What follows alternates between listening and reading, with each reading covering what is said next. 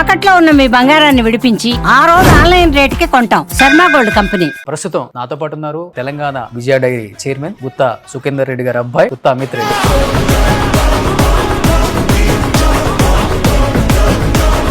Love మ్యారేజా? Love stories ఏం లేవా సార్? అసలు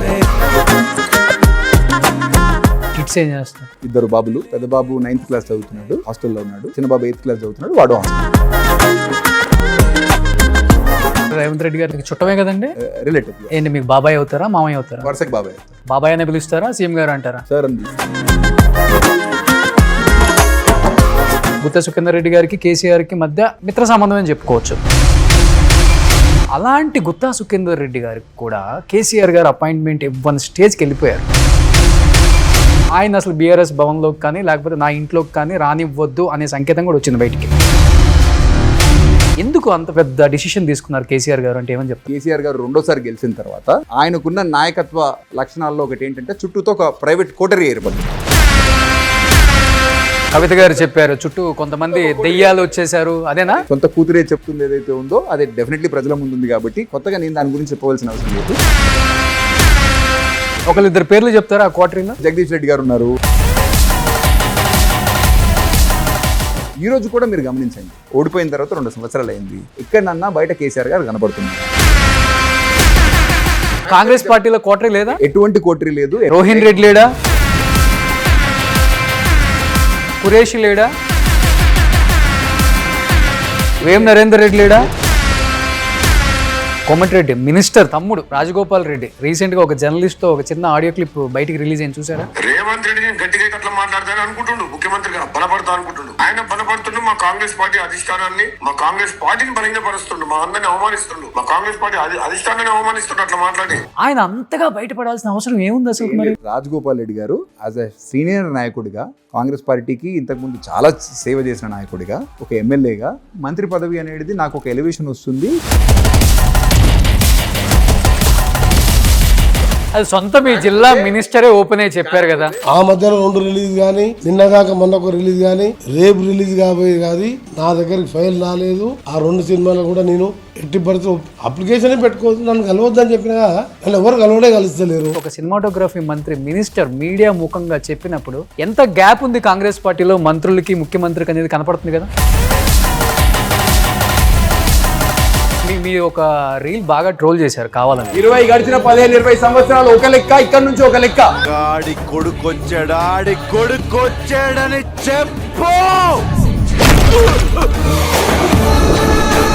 పాపం వాళ్ళు వెళ్ళి ఆ పార్టీ వాళ్ళకి చెప్పొచ్చేలోపు మీరు కండవ మార్చుకొని ఈ పార్టీలోకి జాయిన్ అయ్యారు. కొంచెం కామెడీ కనిపించలేదు సార్ అది? ఇంతకుముందు ఇంటర్వ్యూలలో కూడా చెప్పారు రెగ్యులైజేషన్ మనం చేసుకోవచ్చు. వాళ్ళు అమాయకంగా కొనుక్కున్నారు, దాంట్లో కట్టుకున్నారు. ఒకవేళ అనుమతులు లేవనుకోండి, రెగ్యులరైజ్ చేయడానికి you have a certain rules and regulations. Criminal వేస్ట్గా మొత్తం ఉన్న బలంగా నేలమట్టం చేయాల్సిన అవసరం ఉందా సార్? ముఖ్యమంత్రి గారు హైడ్రా పెడితే ప్రభుత్వ భూములను కాపాడాలా? Telangana Vijaya dairy is different and Andhra is different. But అక్కడ నుంచి ప్యాకెట్లు వస్తే మటుకు యాక్సెప్ట్ చేయరు ఎందుకు తెలంగాణ డైరీ? ఆంధ్రాకి సంబంధించిన విజయ ఏదైతే ఉందో, ఆంధ్రప్రదేశ్ పాడి పరిశ్రమాభివృద్ధి సంస్థ ఏదైతే ఉందో, వాళ్ళ విజయ పేరుని బయట ప్రైవేట్ గా లైసెన్సింగ్ కోసం అని చెప్పేసి ఇస్తా ఉంది. ఇప్పుడు గుజరాత్ లోనో మహారాష్ట్రలోనో ఘీ ప్యాక్ చేస్తా ఉన్నారు, పేరు మటుకు విజయానే ఉంటది. మీరు ప్యాకెట్ వెనకాల తిప్పి చూస్తే అది కన్నన్ డైరీ లేకపోతే ఇంకెక్కడో డైరీలో ప్యాక్ అయి ఉంటుంది. పుట్టి విజయ పేర్ల మీద మటుకు ఎవరైనా పాలు కానీ పెరుగు కానీ అమ్మితే మటుకు అది 100% ప్రైవేట్ డైరీలో ప్రొక్యూర్ అవుతున్నటువంటి ప్రైవేట్ పాలు. మాకు విజయ తెలంగాణకు ఒక మార్కెట్లో ఒక చెడ్డ పేరు కూడా ఉంది, ఏంటంటే మా పాలు తొందరగా పగిలిపోతాయండి. న్యాచురల్ది ఏదున్నా చెడిపోతుందండి. ఎప్పుడైతే కెమికల్ కలుపుతామో పాలు ఒక 24 గంటలు చెడిపోకుండా ఉన్నాయి, ఫ్రిడ్జ్ లో పెట్టలేకపోయినా అంటే దాని అర్థం ఖచ్చితంగా దాంట్లో ఏదో కలిసిందని 100%. Hi hello, welcome to Suman TV. నేను మీ రోషన్. సో ప్రస్తుతం నాతో పాటు ఉన్నారు, అంటే తమ్నైల్లో ఆయన ఫోటో చూసి హాలీవుడ్ బాలీవుడ్ హీరో అనుకోవద్దండి. So Telangana Vijaya dairy chairman Gutha Sukhender Reddy గారి అబ్బాయి గుత్తా అమిత్ రెడ్డి. నమస్తే అమిత్ గారు. నమస్కారం గారు, బాగున్నారా? బాగున్నాను. చూడటానికి ఏమో చాలా సాఫ్ట్, మంచి ఫెయిర్, కానీ పాలిటిక్స్లో ఎంత ఫెయిర్ ఉండదు. ఎప్పటికప్పుడు మనం ఎంత ఎదగాలని ట్రై చేస్తుంటే అంత తొక్కాలని చూస్తుంటారు. సో ఇక్కడ నీళ్ళు బాగా పడ్డాయా, లేకపోతే ఏంట్రా బాబు ఇలా ఉంది రాజకీయం, అనవసరంగా వచ్చాము అనిపిస్తుందా? ఎందుకంటే రాగానే మళ్ళీ కండం మార్చారు. రాజకీయంగా ప్రజల అవసరాలు దానికి అనుగుణంగా మనం కూడా కొంచెం మారుతూ ఉండాలా. సో ఇన్ని రోజులు నేను ఉన్నటువంటి వ్యాపారం కానీ, నేను చేసినటువంటి పనులు కానీ, నేను చదువుకున్న చదువు కానీ, ఓకే, ఇప్పుడు చేస్తున్నటువంటి పనికి కానీ చిన్న చిన్న తేడాలు ఉండొచ్చు. కానీ సమాజంలో మార్పు అనేది సహజం కదా. జనరలీ పరిస్థితులకు తగ్గట్టుగా, వాతావరణానికి తగ్గట్టుగా మనం కూడా మార్పు చేసుకుంటూ పోతేనే మనకు మనుగడ. ఓకే, ఎందుకంటే వ్యక్తిత్వం కానీ లేకపోతే అదర్వైజ్ కూడా ప్రజల అవసరాల రీత్యా లేకపోతే మనం ఉన్న ఫీల్డ్ రీత్యా వ్యాపారం కూడా సాఫ్ట్గా ఉంటే చేస్తే అయ్యేది కాదు. కాబట్టి వ్యాపారం మెలకువలు కానీ లేకపోతే ఏ పని చేసినా చిత్తశుద్ధితో చేసే అలవాటు ఉంది. కాబట్టి రాజకీయం కానీ ప్రజాసేవ కానీ ఒకసారి దాంట్లో దిగిన తర్వాత దానికి ప్రజల అవసరాల రీత్యా లేకపోతే రాజకీయ అవసరాల రీత్యా ఏ విధంగా మనం మార్చుకుంటూ ముందరికి పోతే మన రాజకీయ మనుగడ ఉంటుందో దానికి తగ్గట్టుగానే పనిచేసుకుంటూ పోతాం తప్ప మరొకటి కాదు. ఓకే, అంటే గుత్తా ఫ్యామిలీ ఏ పార్టీలో ఉన్నా కానీ పదవులు మాత్రం వాళ్ళ ఇంటికి వెతుక్కుంటూ వస్తానే ఉంటాయి అంటుంటారు. దానికి ఉదాహరణ మళ్ళీ మీరు మొన్న కాంగ్రెస్లో రాగానే డైరీ చైర్మన్ అనౌన్స్ చేయడం అనేది చాలా పెద్ద ఎత్తున కూడా ఒక పక్కన యాంటీగా కూడా ట్రోల్స్ చేశారు, అంటే మేమే ట్రోల్ చేశారు అండ్ కొంతమంది పాజిటివ్గా కూడా ట్రోల్ చేశారు. ఎందుకంటే నల్గొండ జిల్లాలో ఉద్దండలు ఉన్నారు, సీనియర్ నాయకులు, మీ నాన్నగారితో పాటు చాలామంది. జూనియర్లకి అంత ప్లేస్ ఇవ్వరు. చెప్పాలంటే అనగదొక్కే ప్రయత్నము లేకపోతే ఎరగనీయకుండా చేసే ప్రతిదీ జరుగుతుంటుంది అక్కడ. రాజకీయం అలా ఉంటుంది. కానీ మీరు రాగానే అనౌన్స్ చేసేటప్పటికి ఏంటి అసలు అంత రేవంత్ రెడ్డికి మీకున్న అనుబంధమా, లేకపోతే మీ నాన్నగారు గేమ్ ఆడితే చైర్మన్ అయ్యారా, ఏం జరిగింది అసలు? అంటే లేదండి, రాజకీయంగా మీరు అన్నట్టు నల్గొండ జిల్లాలో మొదటి నుంచి కూడా బాగా రాజకీయ చైతన్యం ఎక్కువ ప్రజలకు కానీ అదర్వైజ్ కూడా. ఎందుకంటే మొదటి నుంచి కూడా ఉద్యమాలకు పెట్టింది పేరు. కమ్యూనిస్టు సాయుధ రైతాంగ పోరాటం అయితేనేమి లేకపోతే కమ్యూనిస్టు ఉద్యమాలు అయితేనేమి, కాంగ్రెస్ పార్టీకి కమ్యూనిస్ట్ పార్టీల మధ్యలో జరిగిన పోరాటాలు అయితేనేమి, అనేక విధాలుగా ప్రజలకు రాజకీయ చైతన్యం ఎక్కువ. దానివల్ల లీడర్షిప్ కూడా క్వాలిటీస్ కూడా ప్రతి ఒక్కరికి కూడా ఎక్కువ. దానివల్ల మీరు కాంగ్రెస్ పార్టీలో తీసుకుంటే మంచి ఉద్దండులు అయినటువంటి నాయకత్వం కాంగ్రెస్ పార్టీకి నల్గొండ జిల్లాలో ఉంది. ఈరోజు రాష్ట్ర వ్యాప్తంగా చూసుకున్నాను కూడా సరే, కాంగ్రెస్ పార్టీ మూలాలు కానీ కార్యకర్తల బలం కానీ అన్నీ కూడా చాలా పకడ్బందీగా ఉన్న జిల్లా ఏదన్నా ఉందంటే అది నల్గొండ జిల్లా. మీరు అన్నట్టు సరే, మా కుటుంబానికి ఉన్న నేపథ్యం అంటే నాన్న వార్డు స్థాయి నుంచి, అంటే మా ఉరుమడ్ల మా స్వగ్రామానికి సంబంధించినంత వరకు ఒక వార్డు మెంబర్ నుంచి మొదలు పెట్టుకుంటే ఈరోజు రాష్ట్రానికి సంబంధించిన శాసన మండలి చైర్మన్గా ఎదిగేదానికి తన కష్టం కానీ ప్రజలతో తను మమేకమై చేసిన పనుల గురించి బేస్ చేసుకొని రాజకీయ పార్టీలు అవకాశాలు కల్పించినాయి. సో మొదటి నుంచి కూడా తన రాజకీయ ఆరంగేట్రం ఒకవేళ స్టార్టింగ్ స్టేజెస్లో స్టూడెంట్ పాలిటిక్స్ నుంచి వచ్చారు. తర్వాత సబ్సిక్వెంట్గా ఎన్టీ రామారావు గారు టీడీపీ పెట్టినప్పుడు అప్పటి నుంచి 83-84 నుంచి టీడీపీలోనే ఉండడం జరిగింది. 2009 సంవత్సరం వరకు టీడీపీలో ఉన్నారు. ఆల్మోస్ట్ సుమారు నేను అనుకుంటా 25 నుంచి 30 సంవత్సరాల పాటు టీడీపీలోనే ఉండడం జరిగింది. టీడీపీ కూడా రాజకీయంగా మంచి అవకాశాలు, ఎన్టీ రామారావు గారు నాన్నని ఆ రోజు ఉన్నటువంటి ఆంధ్రప్రదేశ్ పాడి పరిశ్రమ సంస్థకు చైర్మన్గా బాధ్యతలు ఇవ్వడం జరిగింది. సబ్సిక్వెంట్గా ఎంపీగా కూడా టీడీపీలో గెలవడం జరిగింది. ప్రజలతో మమేకమై పనిచేసుకుంటూ ముందలు పోవడం జరిగింది. దానివల్ల పరిస్థితులు కొద్దిగా మార్పు చేర్పులు ఆనాటి 2009 సంవత్సరంలో టీడీపీ నాయకత్వానికి నాన్నకి మధ్యలో కొద్దిగా గ్యాప్ రావడం వల్ల ఆ రోజు కాంగ్రెస్ పార్టీలోకి రావడం. ఆ కాంగ్రెస్ పార్టీలోకి రావడం కూడా రాజశేఖర రెడ్డి గారు నాన్నకున్న పనితనాన్ని దృష్టిలో పెట్టుకొని, ప్రజలతో తనకున్న సంబంధాలను దృష్టిలో పెట్టుకొని రాగానే పెద్ద మనసుతోటి నాన్నకు కూడా ఒక ఎంపీగా అవకాశం ఇవ్వడం జరిగింది. 2 పర్యాలు కాంగ్రెస్ నుంచి కూడా ఎంపీగా గెలవడం జరిగింది. తర్వాత సబ్సిక్వెంట్గా కూడా కొన్ని మార్పు చర్యల వల్ల, కొన్ని అనివార్య కారణాల వల్ల బీఆర్ఎస్కి పోవడం, మళ్ళీ బీఆర్ఎస్కి దూరం కావడం కూడా జరిగింది. దీనికి ఏదో పదవుల రీత్యా మేము నిర్ణయాలు తీసుకున్నాం అని చెప్పేసి అయితే అది వాస్తవం కాదు. కొన్ని కారణాలు, కొన్ని సార్లు అనివార్య కారణాల వల్ల జిల్లాలో ఉన్నటువంటి గ్రూప్ తగాదాలు అనుకోండి, బీఆర్ఎస్ పార్టీలో నాన్నగారికి కానీ లేకపోతే మిగతా లీడర్షిప్కి కొంచెం గ్యాప్ రావడం, అక్కడ ఎంతో ఓపిక పట్టినా కూడా సరే మనము ఇమడలేకపోవడం అనేది జరిగింది. కాబట్టి కొన్ని సార్లు నిర్ణయాలు తీసుకోవడం అవసరం పడింది. ఇప్పుడు మీ నాన్నగారు శాసన మండలి చైర్మన్గా ఉన్నారు, మీరు అన్నారు ఒక మాట, బీఆర్ఎస్కి కూడా కొంచెం దూరంగా ఉన్నారని. అంటే అఫీషియల్గా కండవ కప్పుకోకపోయినా అన్అఫీషియల్గా కాంగ్రెస్ పార్టీలో ఉన్నట్టు క్లియర్గా మెసేజ్ ఇస్తున్నారు. నేను మటుకు వ్యక్తిగతంగా నేను కాంగ్రెస్ పార్టీలో ఉన్నాను. నాన్నగారు ఈరోజు ఒక రాజ్యాంగబద్ధమైన పదవిలో ఉన్నారు కాబట్టి ఆయన ఏ పార్టీకి సంబంధం లేకుండా ఆ రాజ్యాంగబద్ధ పదవిలో ఉన్నన్ని కాలం ఆయన ఏ పొలిటికల్ పొజిషన్లోనే ఉన్నారు కాబట్టి అదే పొజిషన్లో కంటిన్యూ అవుతారు తప్ప మరొకటి కాదు. నేను మటుకు పార్లమెంట్ ఎలక్షన్స్ కంటే ముందు కాంగ్రెస్లోకి రావడం జరిగింది ముఖ్యమంత్రి గారి నేతృత్వంలో.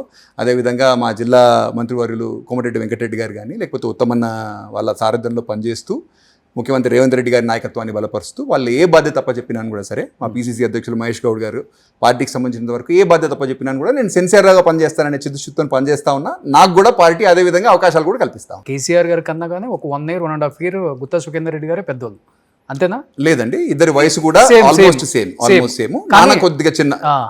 అంటే రాజకీయాల్లో ఫస్ట్ నుంచి చూస్తున్నారు నాన్నగారు, 40 సంవత్సరాలు రాజకీయం చూశారు. కేసీఆర్ గారిని అన్ని పార్టీలు అంటే టీఆర్ఎస్ పెట్టిన దగ్గర నుంచి లేకపోతే తెలంగాణ ఉద్యమం నుంచి అధికారంలోకి వచ్చిన 2 terms కూడా చూశారు. అంటే గుత్తా సుఖేందర్ రెడ్డి గారికి కేసీఆర్కి మధ్య మిత్ర సంబంధం అని చెప్పుకోవచ్చు. అలాంటి గుత్తా సుఖేందర్ రెడ్డి గారికి కూడా కేసీఆర్ గారు అపాయింట్మెంట్ ఇవ్వని స్టేజ్కి వెళ్ళిపోయారు. అంటే కేసీఆర్ అంటే గుత్తా సుఖేందర్ రెడ్డి గారిని అసలుకి ఫుల్గా రిజెక్ట్ చేసింది పార్టీ కూడా. ఆయన కలవద్దు, ఆయనకు అపాయింట్మెంట్ ఇవ్వద్దు, ఆయన అసలు బీఆర్ఎస్ భవన్లోకి కానీ లేకపోతే నా ఇంట్లోకి కానీ రానివ్వద్దు అనే సంకేతం కూడా వచ్చింది బయటికి. ఎందుకు అంత పెద్ద డిసిషన్ తీసుకున్నారు కేసీఆర్ గారు అంటే ఏమని చెప్తారు? అంటే మీరు అనుకున్న దాంట్లో నాన్నగారి మీద వ్యక్తిగతంగా వాళ్ళు దూరం చేశారు, ఆర్ కేసీఆర్ గారు బీఆర్ఎస్ పార్టీ ఆఫీస్కో లేకపోతే ప్రజాభవన్కో అంటే ఆ రోజు ఉన్నటువంటి ప్రగతి భవన్కో పోకుండా నియంత్రణ వ్యవస్థ ఏదో మనొక్కళ్ళ మీద ఆర్ నాన్నగారి మీద ఒక్కళ్ళ మీదే ఉందని చెప్పేసి అయితే నేను అనుకోవట్లేదండి. ఆ రోజు ఉన్నటువంటి రాజకీయ వాతావరణంలో కేసీఆర్ గారు 2వ సారి గెలిచిన తర్వాత ఆయనకున్న నాయకత్వ లక్షణాల్లో ఒకటి ఏంటంటే చుట్టూతో ఒక ప్రైవేట్ కోటరీ ఏర్పడ్డది. ఆ కోటరీకి సంబంధించినంత వరకు కవిత గారు చెప్పారు చుట్టూ కొంతమంది దయ్యాలు వచ్చేసారు. అది దయ్యాలా ఇంకేదన్నా అనేది నేను చెప్పలేను. సొంత కూతురే చెప్తుంది ఏదైతే ఉందో అది డెఫినెట్లీ ప్రజల ముందు ఉంది కాబట్టి కొత్తగా నేను దాని గురించి చెప్పవలసిన అవసరం లేదు. కానీ ఒక కోటరీ ఏర్పడ్డది. ఆ కోటరీ ఏర్పడిన తర్వాత కేసీఆర్ గారిని వాళ్ళు ఎప్పుడు కూడా బయట వాళ్ళతోని బయట నాయకత్వంతోని లేకపోతే జిల్లాకున్న నాయకులతోని కానీ కలవాలన్నా వాళ్ళు ఒక ఫిల్టర్ లాగా పనిచేసేదాన్ని. ఆ ఫిల్టర్ దాటుకొని కేసీఆర్ గారిని కలవాలంటే కొంచెం కష్టసాధ్యం అయ్యే పని కాబట్టి 2 పేర్లు చెప్తారా ఆ కోటరీలో? ఆ కోటరీలో అంటే మీకు మీడియాలో అందరి ముందు కనబడే కోటరీ మా జిల్లాలో ఇప్పుడు జగదీష్ రెడ్డి గారు ఉన్నారు. జగదీష్ రెడ్డి గారు న్యాచురల్లీ మా జిల్లాకు సంబంధించిన బీఆర్ఎస్ కి సంబంధించిన ఈ రోజు ఉన్నటువంటి నాయకులు కానీ లేకపోతే ఆ రోజు ఉన్నటువంటి ఎమ్మెల్యేలు కానీ ఎవరు కూడా కేసీఆర్ గారిని కలవాలంటే జగదీష్ రెడ్డి గారు త్రూనే కలవాలి. ఆర్ ఆ రోజు ఉన్నటువంటి ఇప్పుడు సంతోష్ గారు ఉన్నారు, సంతోష్ గారిని త్రూ కూడా నే కలవాలి తప్ప అదర్వైజ్ కేసీఆర్ గారిని డైరెక్ట్ కలిసే అవకాశం కానీ లేకపోతే అది వీలు లేకుండా ఉన్నటువంటి పరిస్థితి.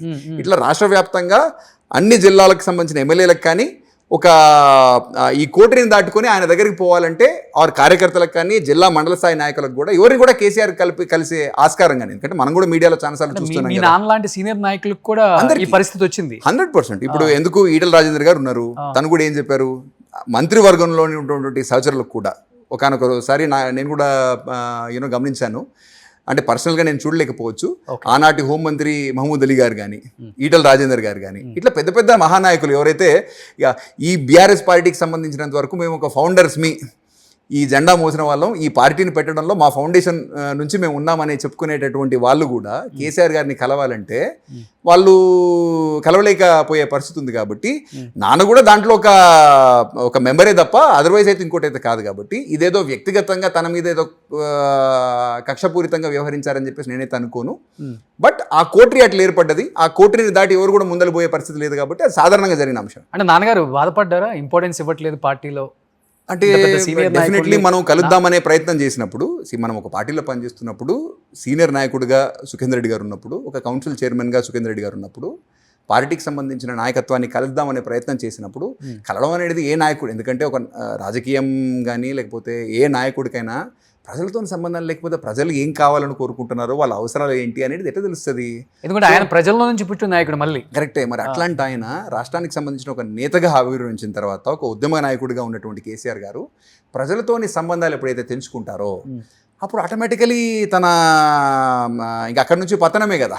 సో అందుకే బీఆర్ఎస్ పరిస్థితి ఈరోజు అట్లా ఉందన్నమాట. ఈ రోజు కూడా మీరు గమనించండి, ఓడిపోయిన తర్వాత 2 సంవత్సరాలు అయింది, ఎక్కడన్నా బయట కేసీఆర్ గారు కనపడుతున్నారు, ఏదన్నా కావచ్చు. ఇంకా కూడా తను బీఆర్ఎస్ పార్టీకి సంబంధించిన ప్రతిపక్ష నేత అసెంబ్లీలో, మరి ప్రతిపక్ష నేతగా ఏమైనా బాధ్యతలు నిర్వర్తిస్తున్నారా? ఈ రోజు కూడా ప్రజలకు అందుబాటులో ఉంటున్నారా లేదా అనేది ప్రజలకు తెలుసు. మీరు కూడా ఒకసారి ఆలోచన చేయండి. కానీ మీరు కూడా ఆ కండవా కప్పుకొని వచ్చారు కదా. నిజంగా వాస్తవాలు చెప్పండి కొన్ని 100%. ఆ కుటుంబంతో మీకు మంచి సాన్నిహిత్యం ఉంది. ఇంచుమించు కేటీఆర్ గారు మీరు మీ ఏజ్ గ్రూప్స్ కి బాగా షింక్ అయి ఉంటారు, బాగా జెల్ అయి ఉంటారు కూడా. వ్యక్తిగతంగా నేను కేటీఆర్ గారితో కలిసి పనిచేశాను, హరీష్ రావు గారితో కలిసి పనిచేశాను, వాళ్ళతో నాకు సాన్నిహిత్యం ఉండింది. సరే ఇప్పుడంటే గడిచిన 2 సంవత్సరాలుగా నేను కాంగ్రెస్ పార్టీకి వచ్చిన తర్వాత కలవడాలు కానీ లేకపోతే ఆ గ్యాప్ ఏర్పడ్డది అనుకోండి. బట్ బీఆర్ఎస్ పార్టీలో ఉన్నప్పుడు డెఫినెట్లీ వాళ్ళతో క్లోజ్గానే మూవ్ అయ్యాను. 100% వాళ్ళ వ్యక్తిగతంగా మంచి చెడ్డ ఏంటి సంగతి, ఎవరి క్యారెక్టర్ ఏంటి అనేది అన్ని కూడా నేను తెలిసిన వాడిగానే ఉన్నాను తప్ప ఇంకోటి కాదు. కానీ మీరు కొన్ని సందర్భాల్లో మాట్లాడారు, పదవులు ముఖ్యం కాదు, ప్రజాసేవే నా లక్ష్యం అన్నారు. మరి కొంచెం వెయిట్ చేయొచ్చు కదా. 28లో నాకు సీట్ వస్తుందేమో బీఆర్ఎస్ నుంచి, ఇదే పార్టీ నుంచి కంటెస్ట్ చేస్తాను, కంటెస్ట్ చేయకపోయినా కానీ ప్రజాసేవ లక్ష్యం, ఈ పార్టీలోనే ఉందాం అనుకోలేదు కదా మీరు. కండవ మార్చుకున్నారు, పదవి తీసుకున్నారు. మీకు వాళ్ళకి తేడా ఏంటి? ఇంకా మిగతా వాళ్ళకి నాకు తేడా ఉందని చెప్పేసి నేనేం చెప్పట్లేదండి. నేను కూడా రాజకీయాల్లోకి వచ్చిన తర్వాత రాజకీయంగా మనం ఎదగాలంటే, మనం ప్రజాసేవ చేయాలన్నా మనకు ఒక ప్లాట్ఫామ్ అవసరం. అయితే కాంగ్రెస్ పార్టీ అధికారంలోకి వచ్చిన తర్వాత నేను బీఆర్ఎస్ పార్టీలో బీఆర్ఎస్ పార్టీలో ఉన్నప్పుడు అసెంబ్లీ ఎలక్షన్స్ కంటే ముందు నేను కేటీఆర్ గారితో రెగ్యులర్గా ఇంటరాక్ట్ అవుతున్నప్పుడు కానీ, హరీష్ రావు గారితో రెగ్యులర్గా ఇంటరాక్ట్ అవుతున్నప్పుడు కానీ, మా జిల్లాలో ఎక్కడనో ఒక చోట, గెలిచే చోట అనేది కాదు, జిల్లాల్లో మీరు ఎక్కడన్నా మార్పు చేర్పులు చేసేదానికి అవకాశం ఉంటే, ఒక శాసనసభకు ఒక శాసనసభ్యుని మార్చుదాము, ఇక్కడ ఫర్ సమ్ రీజన్ పరిస్థితులు అనుకూలంగా లేవు, మీరు మార్చేదానికి అవకాశం ఉంటే అక్కడ నాకు ఒక అవకాశం కల్పించండి. ఇక్కడ అక్కడ అని చెప్పేసి నేను అడగలేదు, ఇక్కడ అక్కడ అనేసి అడగలేదు. ఎక్కడైనా కూడా సరే ఒక అవకాశం కల్పిస్తే వ్యక్తిగతంగా నేను సిద్ధంగా ఉంటాను. గెలిచినా ఓడినా పర్వాలేదు, ఒక 5 సంవత్సరాలు అక్కడ బేస్ ఎస్టాబ్లిష్ చేసి నెక్స్ట్ టైం కల్లా అన్న ఒకవేళ పొరపాటున మనం అనుకున్న ఫలితం రాకపోతే అనే మోడల్లో నేను సిద్ధమై ఉన్నాను. కాకపోతే కేసీఆర్ గారు ఒక నిర్ణయం తీసుకున్నారు, ఎక్కడ కూడా ఎమ్మెల్యేల్లో మార్పు చేర్పులు ఉండకూడదు, అన్ని చోట్ల సిట్టింగ్లకే సీట్లు అనే పాలసీ తీసుకున్న తర్వాత నాకు అవకాశం రాలేదు. రాకపోయినా పర్వాలేదు అనేసి అనుకున్నాను. తర్వాత పార్లమెంట్ ఎన్నికలకు కూడా కేటీఆర్ గారు కానీ, హరీష్ రావు గారు కానీ, అమిత్ మీరు ప్రిపేర్ అయ్యి ఉండండి అని చెప్పేసి చెప్పడం జరిగింది. నేను కూడా దానికి తగ్గట్టుగా ప్రిపేర్ అయ్యి ఆ ప్రయత్నంలో భాగంగానే నేను కూడా యాక్టివ్గానే పనిచేయడం స్టార్ట్ అయింది. ఇది 2024 జనవరి కానీ ఫిబ్రవరి కానీ. కానీ మా జిల్లాలో మాకున్నటువంటి ఏవైతే ఇంటర్నల్గా ఉన్నటువంటి గ్రూప్ పంచాయతీలు అనుకోండి, జగదీష్ రెడ్డి గారికి మాకున్నటువంటి గ్యాప్ వల్ల కొద్దిగా అక్కడక్కడ వాళ్ళు సపోర్ట్ చేయకపోవడము. ఎందుకంటే పార్లమెంట్ మెంబర్ అనగానే మనం అంతా ఎమ్మెల్యేస్ ఆర్ కాంటెస్టెడ్ ఎమ్మెల్యేస్తో కలిసి పనిచేయవలసింది. సో ఆ అవసరం ఉంటుంది. కలిసి పనిచేయకుండా, ఆ యూనిటీ లేకుండా మనం ఊరికేనే పోయి ఎంపీలాగా నిలబడ్డా పెద్దగా అడ్వాంటేజ్ ఉండదన్నమాట. అందరినీ కూడా ఆ సందర్భంగా ఇంక్లూడింగ్ జగదీష్ రెడ్డి గారితో సహా ఉన్నటువంటి అందరూ, అంటే కాంటెస్ట్ చేసిన ఎమ్మెల్యేస్ కానీ, లేకపోతే గెలిచింది ఒక జగదీష్ రెడ్డి గారు కాబట్టి తనను కానీ పర్సనల్గా అందరినీ కలిపి ఒక కన్సెన్సస్ తీసుకొచ్చే ప్రయత్నం అయితే చేశాను. కాకపోతే పార్టీ కరెక్ట్ టైంలో నిర్ణయం తీసుకోలేదు. జనవరి మొత్తం వెయిట్ చేసిన, ఫిబ్రవరి మొత్తం వెయిట్ చేసిన, మార్చి మాసంలో ఇంకా ఏప్రిల్లో ఎన్నిక వచ్చేస్తుంది అని అనుకున్నప్పుడు ఆ 1 month టైమే, ఇంకో 4 weeks టైమే ఉంది. మా మధ్యలోనే మాకు అండర్స్టాండింగ్ లేదు. జనవరి మాసంలో పార్టీ రాష్ట్ర వ్యాప్తంగా, ఆ రోజున్నటువంటి బీఆర్ఎస్ పార్టీ రాష్ట్ర వ్యాప్తంగా కార్యకర్తలతో సమావేశాలు పెట్టుకుంటా ఉన్నది తప్ప ఎప్పుడు కూడా తొందరలో మనం ఇప్పుడు కొంచెం ఇబ్బందికరమైన పరిస్థితుల్లో ఉన్నాము, ఎంపీ క్యాండిడేట్ను తొందరగా డిసైడ్ చేస్తే వాళ్ళు ఫీల్డ్ మీదకి వెళ్ళి పనిచేసుకుంటారనే ఆలోచన పార్టీ చేయాల. ఏప్రిల్లో ఎన్నిక వస్తుందనే మన అంచనా, మార్చి వరకు ఇంకా వాళ్ళ నిర్ణయాలు తీసుకోకపోయేసరికి ఆటోమేటికలీ ఇప్పుడు పోటీ చేసినా లాభం లేదనే పరిస్థితికి జనరలీ అందరూ వచ్చారు. సిట్టింగ్ ఎంపీస్ కూడా, ఆ రోజు ఉన్నటువంటి సిట్టింగ్ ఎంపీస్ కూడా మేము పోటీలో ఉండము అనే పరిస్థితి వచ్చినప్పుడు న్యాచురల్గా మేము కూడా ఆలోచన చేసి ఇంకా తప్పదు అనే పరిస్థితిలో నేను కూడా పార్టీకి రాజీనామా వచ్చాను. సీనియర్ నాయకులు ఎవరైతే ఉన్నారో మీరు చెప్పిన పేర్లు, సోకాల్డ్ జగదీష్ రెడ్డి గారు కావచ్చు, ఎవరైనా కావచ్చు, ఒక యంగ్ ఫిల్లర్, మీరు 40లో ఉన్నారు, ఇంకొక 30 years రాజకీయం చేయాలి. డెఫినెట్గా ఫాదర్ లెగసీ అనుకోండి, లేకపోతే ఇంకేదైనా అనుకోండి, డబ్బు ఉంది, డెఫినెట్గా రాజకీయాల్లోనే ఉండాలి, లేకపోతే డబ్బు సంపాదించిందని కాపాడుకోవడానికి కూడా రాజకీయాల్లోనే ఉండాలి, ఇది రాజకీయ వారసత్వం, పేరు పెడతారు మీరు. బట్ ఇతను వస్తే డెఫినెట్గా మనతో పాటు కలిసి 30 సంవత్సరాలు ట్రావెల్ చేస్తాడు, మనం సపోర్ట్ చేద్దాం అనుకుంటారు ఏ యంగ్ ఫెలోకైనా కానీ. ఎందుకు మీరు రాజకీయాల్లోకి వస్తాను అంటే, అతనికి సీట్ ఇస్తే మేము సపోర్ట్ చేయం, సొంత పార్టీయే ఓడగొడతాం అనే స్థాయికి వెళ్ళిపోయారంటే, మీరు ఏ రేంజ్లో వాళ్ళకి విలన్లా కనిపించారు, లేకపోతే విలనిజం ఏమన్నా అంటే ఏమన్నా చేయగలిగారా, చేశారా, ఏం జరిగింది సార్? అంటే ఏం లేదండి, ఆ రోజు ఉన్నటువంటి రాజకీయ వాతావరణంలో 2016 సంవత్సరంలో నాన్న కాంగ్రెస్ పార్టీ నుంచి బీఆర్ఎస్లోకి రావడం జరిగింది.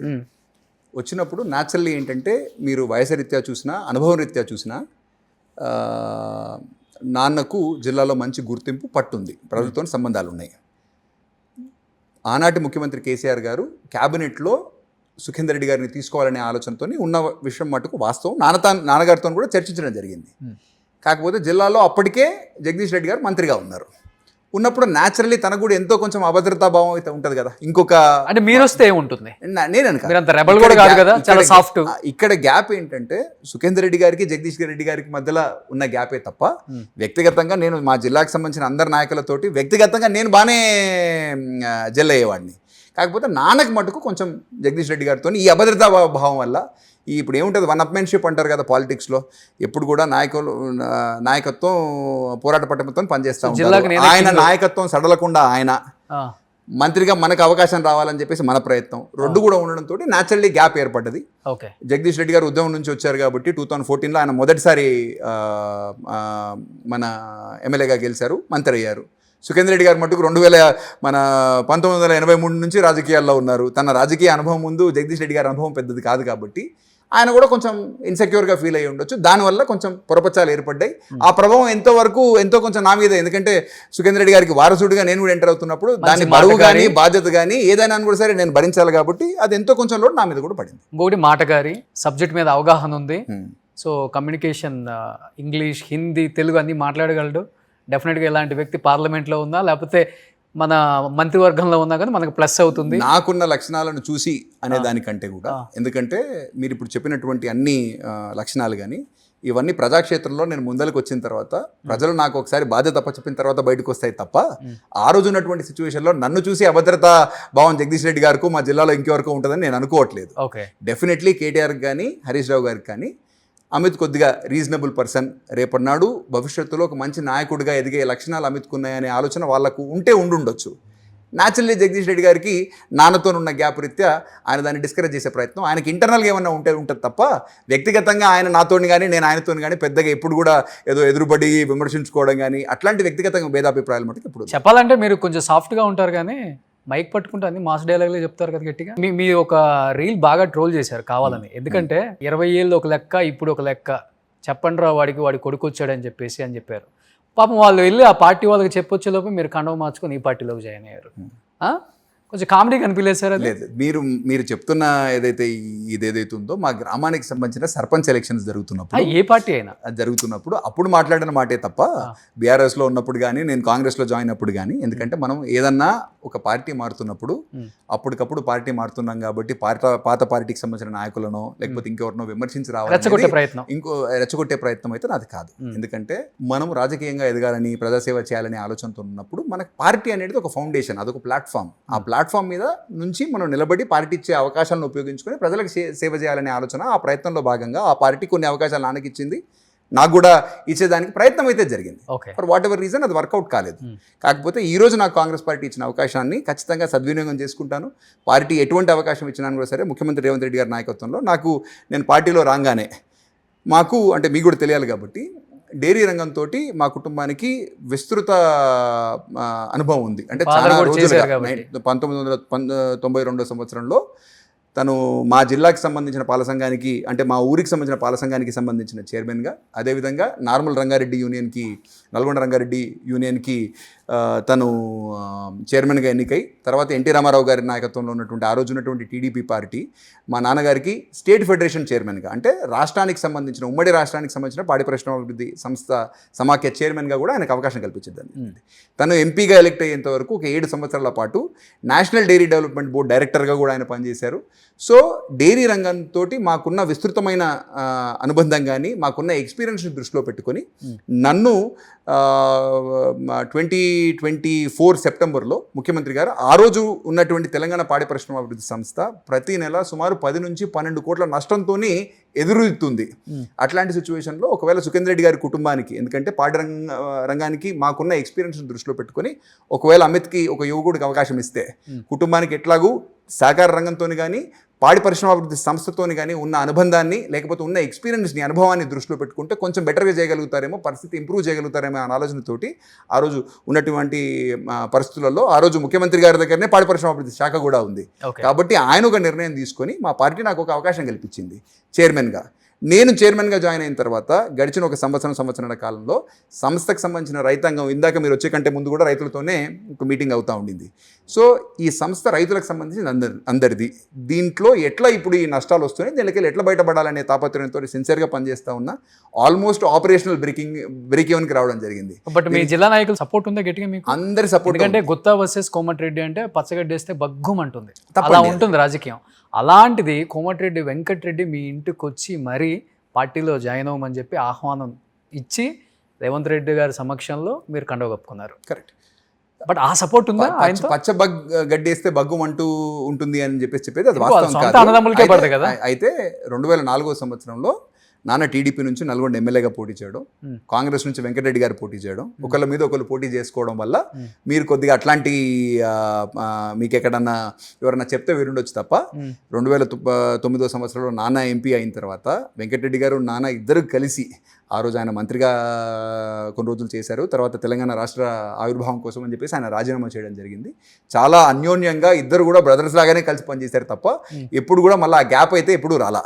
సరే, పార్టీల గురించి మనం పార్టీలు వేరే పార్టీలు ఉన్నంత మాత్రాన ఒక్కొక్కసారి వ్యక్తిగతంగా మనకున్న సంబంధాలు కంటిన్యూ అవుతాయి తప్ప పార్టీ ప్రకారం మనం పాలసీని దృష్టిలో పెట్టుకొని మాట్లాడవచ్చు తప్ప అదర్వైజ్ మీరు అన్నట్టు పచ్చిగడ్డి వేస్తే బగ్గం ఉంటుందనే పరిస్థితి అయితే లేదు.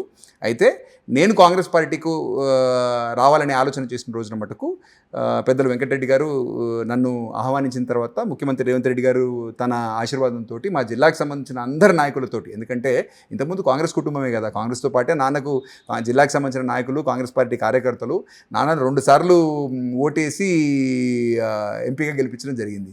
కాబట్టి కాంగ్రెస్ కార్యకర్తలకు ఎప్పుడు కూడా రుణపడి ఉంటాం. పెద్ద మనసు చేసుకొని మమ్మల్ని మళ్ళొకసారి వెల్కమ్ చేసినారు, నన్ను వెల్కమ్ చేసినారు. నేను అదే సిన్సియారిటీతో కమిట్మెంట్తో పనిచేస్తాను తప్ప మరొకటి కాదు. ఎవరితో బాగుంటారు మీరు? కోమటిరెడ్డి వెంకటరెడ్డి గారితో బాగుంటారా, రాజగోపాల్ రెడ్డి గారితో? జిల్లాకు సంబంధించిన అందరి నాయకులతోటి, కోమటిరెడ్డి బ్రదర్స్తోని కానీ, లేకపోతే జానారెడ్డి అంకుల్తోని కానీ, లేకపోతే మా ఎంపీ గారు రఘువీర్ గారితో కానీ, చామల కిరణ్ గారితో కానీ, అందరి ఎమ్మెల్యేస్ తోటి కూడా నాకు మంచి సోదరభావంతో ఉన్నటువంటి సత్సంబాలు ఉన్నాయి తప్ప ఎవరితోని కూడా వ్యక్తిగతంగా నాకు వైరం లేదు. ఇప్పుడు జానారెడ్డి గారి కొడుకులకి ఎక్కువ ఇంపార్టెన్స్ ఇస్తారు రేవంత్ రెడ్డి గారు అంటుంటారు కదా, రఘువీర్కి కానీ జైవీర్కి కానీ. అంటే ఏంటి, జానారెడ్డి గారి కొడుకులు కాబట్టి, సీనియర్ లీడర్ కొడుకులు కాబట్టి, లేకపోతే చిన్నప్పటి నుంచే వాళ్ళతో కలిసి పెరిగిన బాండింగ్ ఏదో ఉందని చెప్తున్నారు? రెండు కూడా.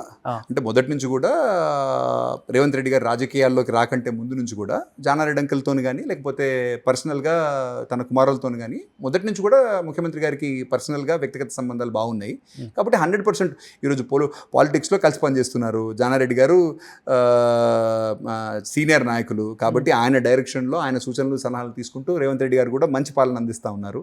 ఆయన ప్రభుత్వంలో ఎంపీగా మా రఘువీర్ గారు ఉన్నారు, ఎమ్మెల్యేగా జయవీర్ గారు ఉన్నారు. కాబట్టి మంచి బాండింగ్తో అందరం పనిచేస్తున్నాం తప్ప మరొకటి కాదు. మీరు ఒక మాట చెప్పారు, బీఆర్ఎస్లో ఉన్నప్పుడు జగదీష్ రెడ్డి దగ్గరికి వెళ్తే కేసీఆర్ని కలవచ్చు అన్నారు, బాగుంది.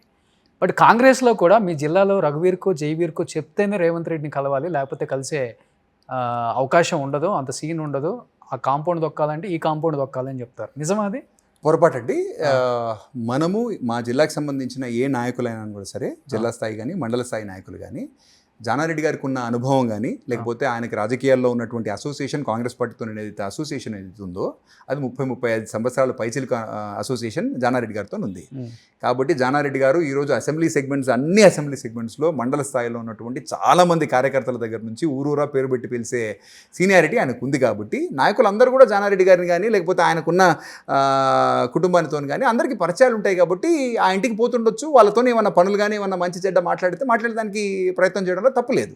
కాకపోతే వాళ్ళ త్రూనే, అంటే ఖచ్చితంగా జానారెడ్డి గారినో లేకపోతే రఘువీర్ గారినో కలిసిన తర్వాతనే వాళ్ళ త్రూనే ముఖ్యమంత్రి గారిని కలవాలి, ఎమ్మెల్యేస్ కూడా కలవాలనే పరిస్థితి అవుతుందో అది వాస్తవం కాదు. అంటే ఈ పార్టీలో ఉన్నారు కాబట్టి పార్టీలో క్వార్టరీ లేదు, బీఆర్ఎస్ పార్టీలో మాత్రం కేసీఆర్ చుట్టూ క్వార్టరీ ఉందని చెప్తారు. 100%. ఈ రోజు కూడా నేను ఒకటి మీకు పార్టీలో క్వార్టరీ లేదు, ఎటువంటి క్వార్టరీ లేదు. ఎమ్మెల్యేలు కానీ రోహిణ్ రెడ్డి లేడా, ముఖ్యమంత్రి గారితో నరేందర్ రెడ్డి లేడా? లేదండి, వేమ నరేందర్ రెడ్డి గారు ముఖ్యమంత్రి గారికి వ్యక్తిగత సలహాదారు, ప్రభుత్వానికి సలహాదారు.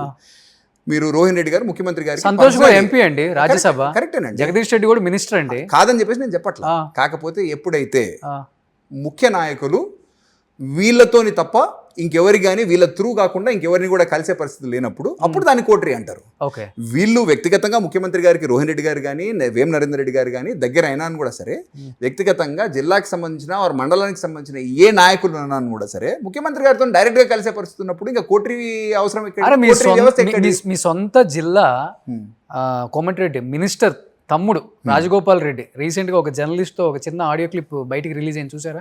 చూసాను. ఏం చెప్పారు దాంట్లో? చెప్పండి మీరే. సొంత ఆయన జిల్లాలో ఎంపీ వంశీచంద్రని గెలిపించుకోలేకపోయాడు, ఎమ్మెల్సీని గెలిపించుకోలేకపోయాడు, లోకల్ బాడీ ఎలక్షన్స్లో చాలామందిని గెలిపించుకోలేకపోయారు. తెలంగాణ మాత్రం రేవంత్ రెడ్డి వల్ల రైజ్ అవుతుంది, రైజింగ్ తెలంగాణ. లేకపోతే మిగతా ఎక్కడైతే జూబ్లీ హిల్స్ కావచ్చు అండ్ గెలిచిన చోట ఆయన ప్రతిభ, ఆయన మాట జనానికి నచ్చింది, డెవలప్మెంట్ ఉంది, రేవంత్ రెడ్డిని ఇష్టపడుతున్నారు. కాబట్టి అంటే ఈరోజు కాంగ్రెస్ అంటే రేవంత్ రెడ్డి, రేవంత్ రెడ్డి అంటే కాంగ్రెస్ అనే స్థాయికి ఆయన తీసుకొచ్చారు. అంటే నేనే రాజు నేనే మంత్రి అనేది కూడా ఈ మధ్య బాగా ట్రోల్ అయిపోయింది. మీరు చూసారో లేదో? అంటే మీ జిల్లా అదే పార్టీ అదే ఎమ్మెల్యే, ఆయన అంతగా బయటపడాల్సిన అవసరం ఏముంది అసలు? ఏం లేదు రోషన్ గారు, మీరు ఆలోచన చేయాల్సింది, రాజగోపాల్ రెడ్డి గారు కాంగ్రెస్ పార్టీకి సంబంధించిన శాసనసభ సభ్యులు, వ్యక్తిగతంగా కూడా నాకు దగ్గర. నేను తనను నా బిగ్ బ్రదర్గా భావిస్తా, తను ఇచ్చే సలహాలు సూచనలు కూడా నేను వ్యక్తిగతంగా స్వీకరిస్తాను. అయితే మీరు చెప్పినటువంటి పదాలు కానీ మీరు చెబుతున్నటువంటి అంశాలు కానీ ఆయన మాట్లాడినట్టుగా నేనైతే చూడలేదు. అయితే నేను చూసింది ఏంటి, జిల్లాకు ఇంకొక మంత్రి పదవి ఇవ్వడంలో తప్పు లేదు. నేను కూడా పార్టీ కోసం పనిచేశాను. ఖమ్మం జిల్లాకు 3 ఇచ్చారు. నేను కూడా పార్టీ కోసం పనిచేశాను. ఆయన ఇప్పుడు శాసనసభ సభ్యుడిగా ఎవరికైనా కూడా సరే ఆశించడంలో తప్పలేదు కదా. మంత్రివర్గంలో ఒక స్థానం కనుక ఒకవేళ జిల్లాకి దొరికితే జిల్లాకి ఇంకో కొంచెం మంచి చేసేదానికి ఆస్కారం ఉంటుంది. తన శాసనసభ నియోజకవర్గమైనటువంటి మునుగోడుకి కానీ ఇంకా కొంచెం బెటర్గా నిధులు తేవాలన్నా పని చేయాలన్నా కూడా సరే ఒక మంత్రి పదవి తనకి అవకాశంగా మారుతుంది అనే ఆలోచనతోటి ఇంకా కొంచెం బెటర్ సర్వీస్ చేద్దామనే ఆలోచనతో ఆయన ఆశించడంలో తప్పలేదు కదా. ఇప్పుడు మా నాన్నగారు కూడా సుఖేందర్ రెడ్డి గారు కూడా జీవితంలో ఇన్ని రోజులు రాజకీయం చేసినాము, మనం కూడా ఒకరోజు మంత్రిగా పనిచేస్తే ఆ అనుభవం కానీ ఇంకొంచెం ప్రజలకు బెటర్గా పనిచేయాలనే ఆలోచన మా నాన్నగారికి సుఖేందర్ రెడ్డి గారికి కూడా ఉన్నట్టే రాజగోపాల్ రెడ్డి గారికి కూడా ఆలోచన ఉండడంలో ఆశయం ఉండడంలో తప్పలేదు కదా.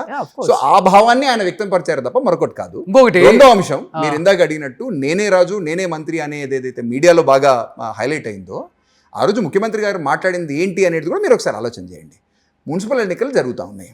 మున్సిపల్ ఎలక్షన్ అంటే ఆయన మున్సిపల్ శాఖ మంత్రిగా ఉన్నారు కాబట్టి ఈ రాష్ట్రానికి సంబంధించిన ముఖ్యమంత్రిని నేనే, మున్సిపాలిటీకి సంబంధించిన మంత్రిని కూడా నేనే కాబట్టి ఈ ఎన్నికలకు సంబంధించిన ఎట్లాంటి ఫలితాలు వచ్చినా నేనే రాజుని నేనే మంత్రిని కాబట్టి బాధ్యత నాదే అనే విధంగా ఆయన మాట్లాడినారు తప్ప దాంట్లో మీడియాలో ఏ విధంగా ప్రొజెక్ట్ అయింది, జనరల్లీ ప్రజలు ఏ విధంగా అర్థం చేసుకున్నారు అనేది ఇంకొక అంశం కావచ్చు. సొంత మినిస్టరే ఓపెన్ అయ్యి చెప్పారు కదా, సినిమా టికెట్ల విషయంలో కనీసం నన్ను కాల్ చేసి నాకు కన్సర్న్ కూడా తెలుసుకోలేదు, ఎవరు టికెట్లు పెంచారో కూడా నాకు తెలియదని ఒక సినిమాటోగ్రఫీ మంత్రి మినిస్టర్ మీడియా ముఖంగా చెప్పినప్పుడు ఎంత గ్యాప్ ఉంది కాంగ్రెస్ పార్టీలో మంత్రులకి ముఖ్యమంత్రికి అనేది కనపడుతుంది కదా. లేదండి, పొరపాటు అది 100%.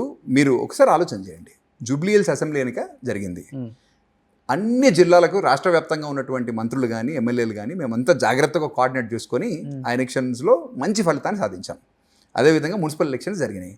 మున్సిపల్ ఎలక్షన్స్ సందర్భంగా కూడా అందరూ మంత్రులు కానీ అందరూ కలిసి జాగ్రత్తగా మంచి కోఆర్డినేటెడ్ యాక్షన్ తోటి మంచి ఫలితాలు రాబట్టాం. సో ఎక్కడన్నా చిన్న చిన్న భేదాభిప్రాయాలు ఏదన్నా ఉంటే ఏ పార్టీలో అయినా కూడా సరే సహజం. కాంగ్రెస్ పార్టీలో కుటుంబంలోనే మీరు ఇందాక అన్నట్టు ఇద్దరు బ్రదర్స్ మధ్యలోనే ఒక్కొక్కసారి భేదాభిప్రాయాలు రావచ్చు, చిన్న చిన్న మనస్పర్ధలు కానీ చిన్న చిన్న అపార్థాలు కానీ ఒక్కొక్కసారి కమ్యూనికేషన్ గ్యాప్ కానీ రావడం అనేది సహజంగా జరగవచ్చు. దాన్ని దృష్టిలో పెట్టుకొని చిన్న అంశాన్ని పెద్దగా భూతద్దంలో చూసి దాన్ని పెద్దగా ఆలోచన చేయవలసిన అవసరం ఉంటుందని అయితే నేనైతే భావిస్తాను. ఓకే, సో ఇప్పుడు డైరీ చైర్మన్గా ఉన్నారు కాబట్టి, సో ఇప్పుడు యూజువల్గా చెప్పాలంటే Telangana Vijaya dairy is different and Andhra is different, అంతే కదా.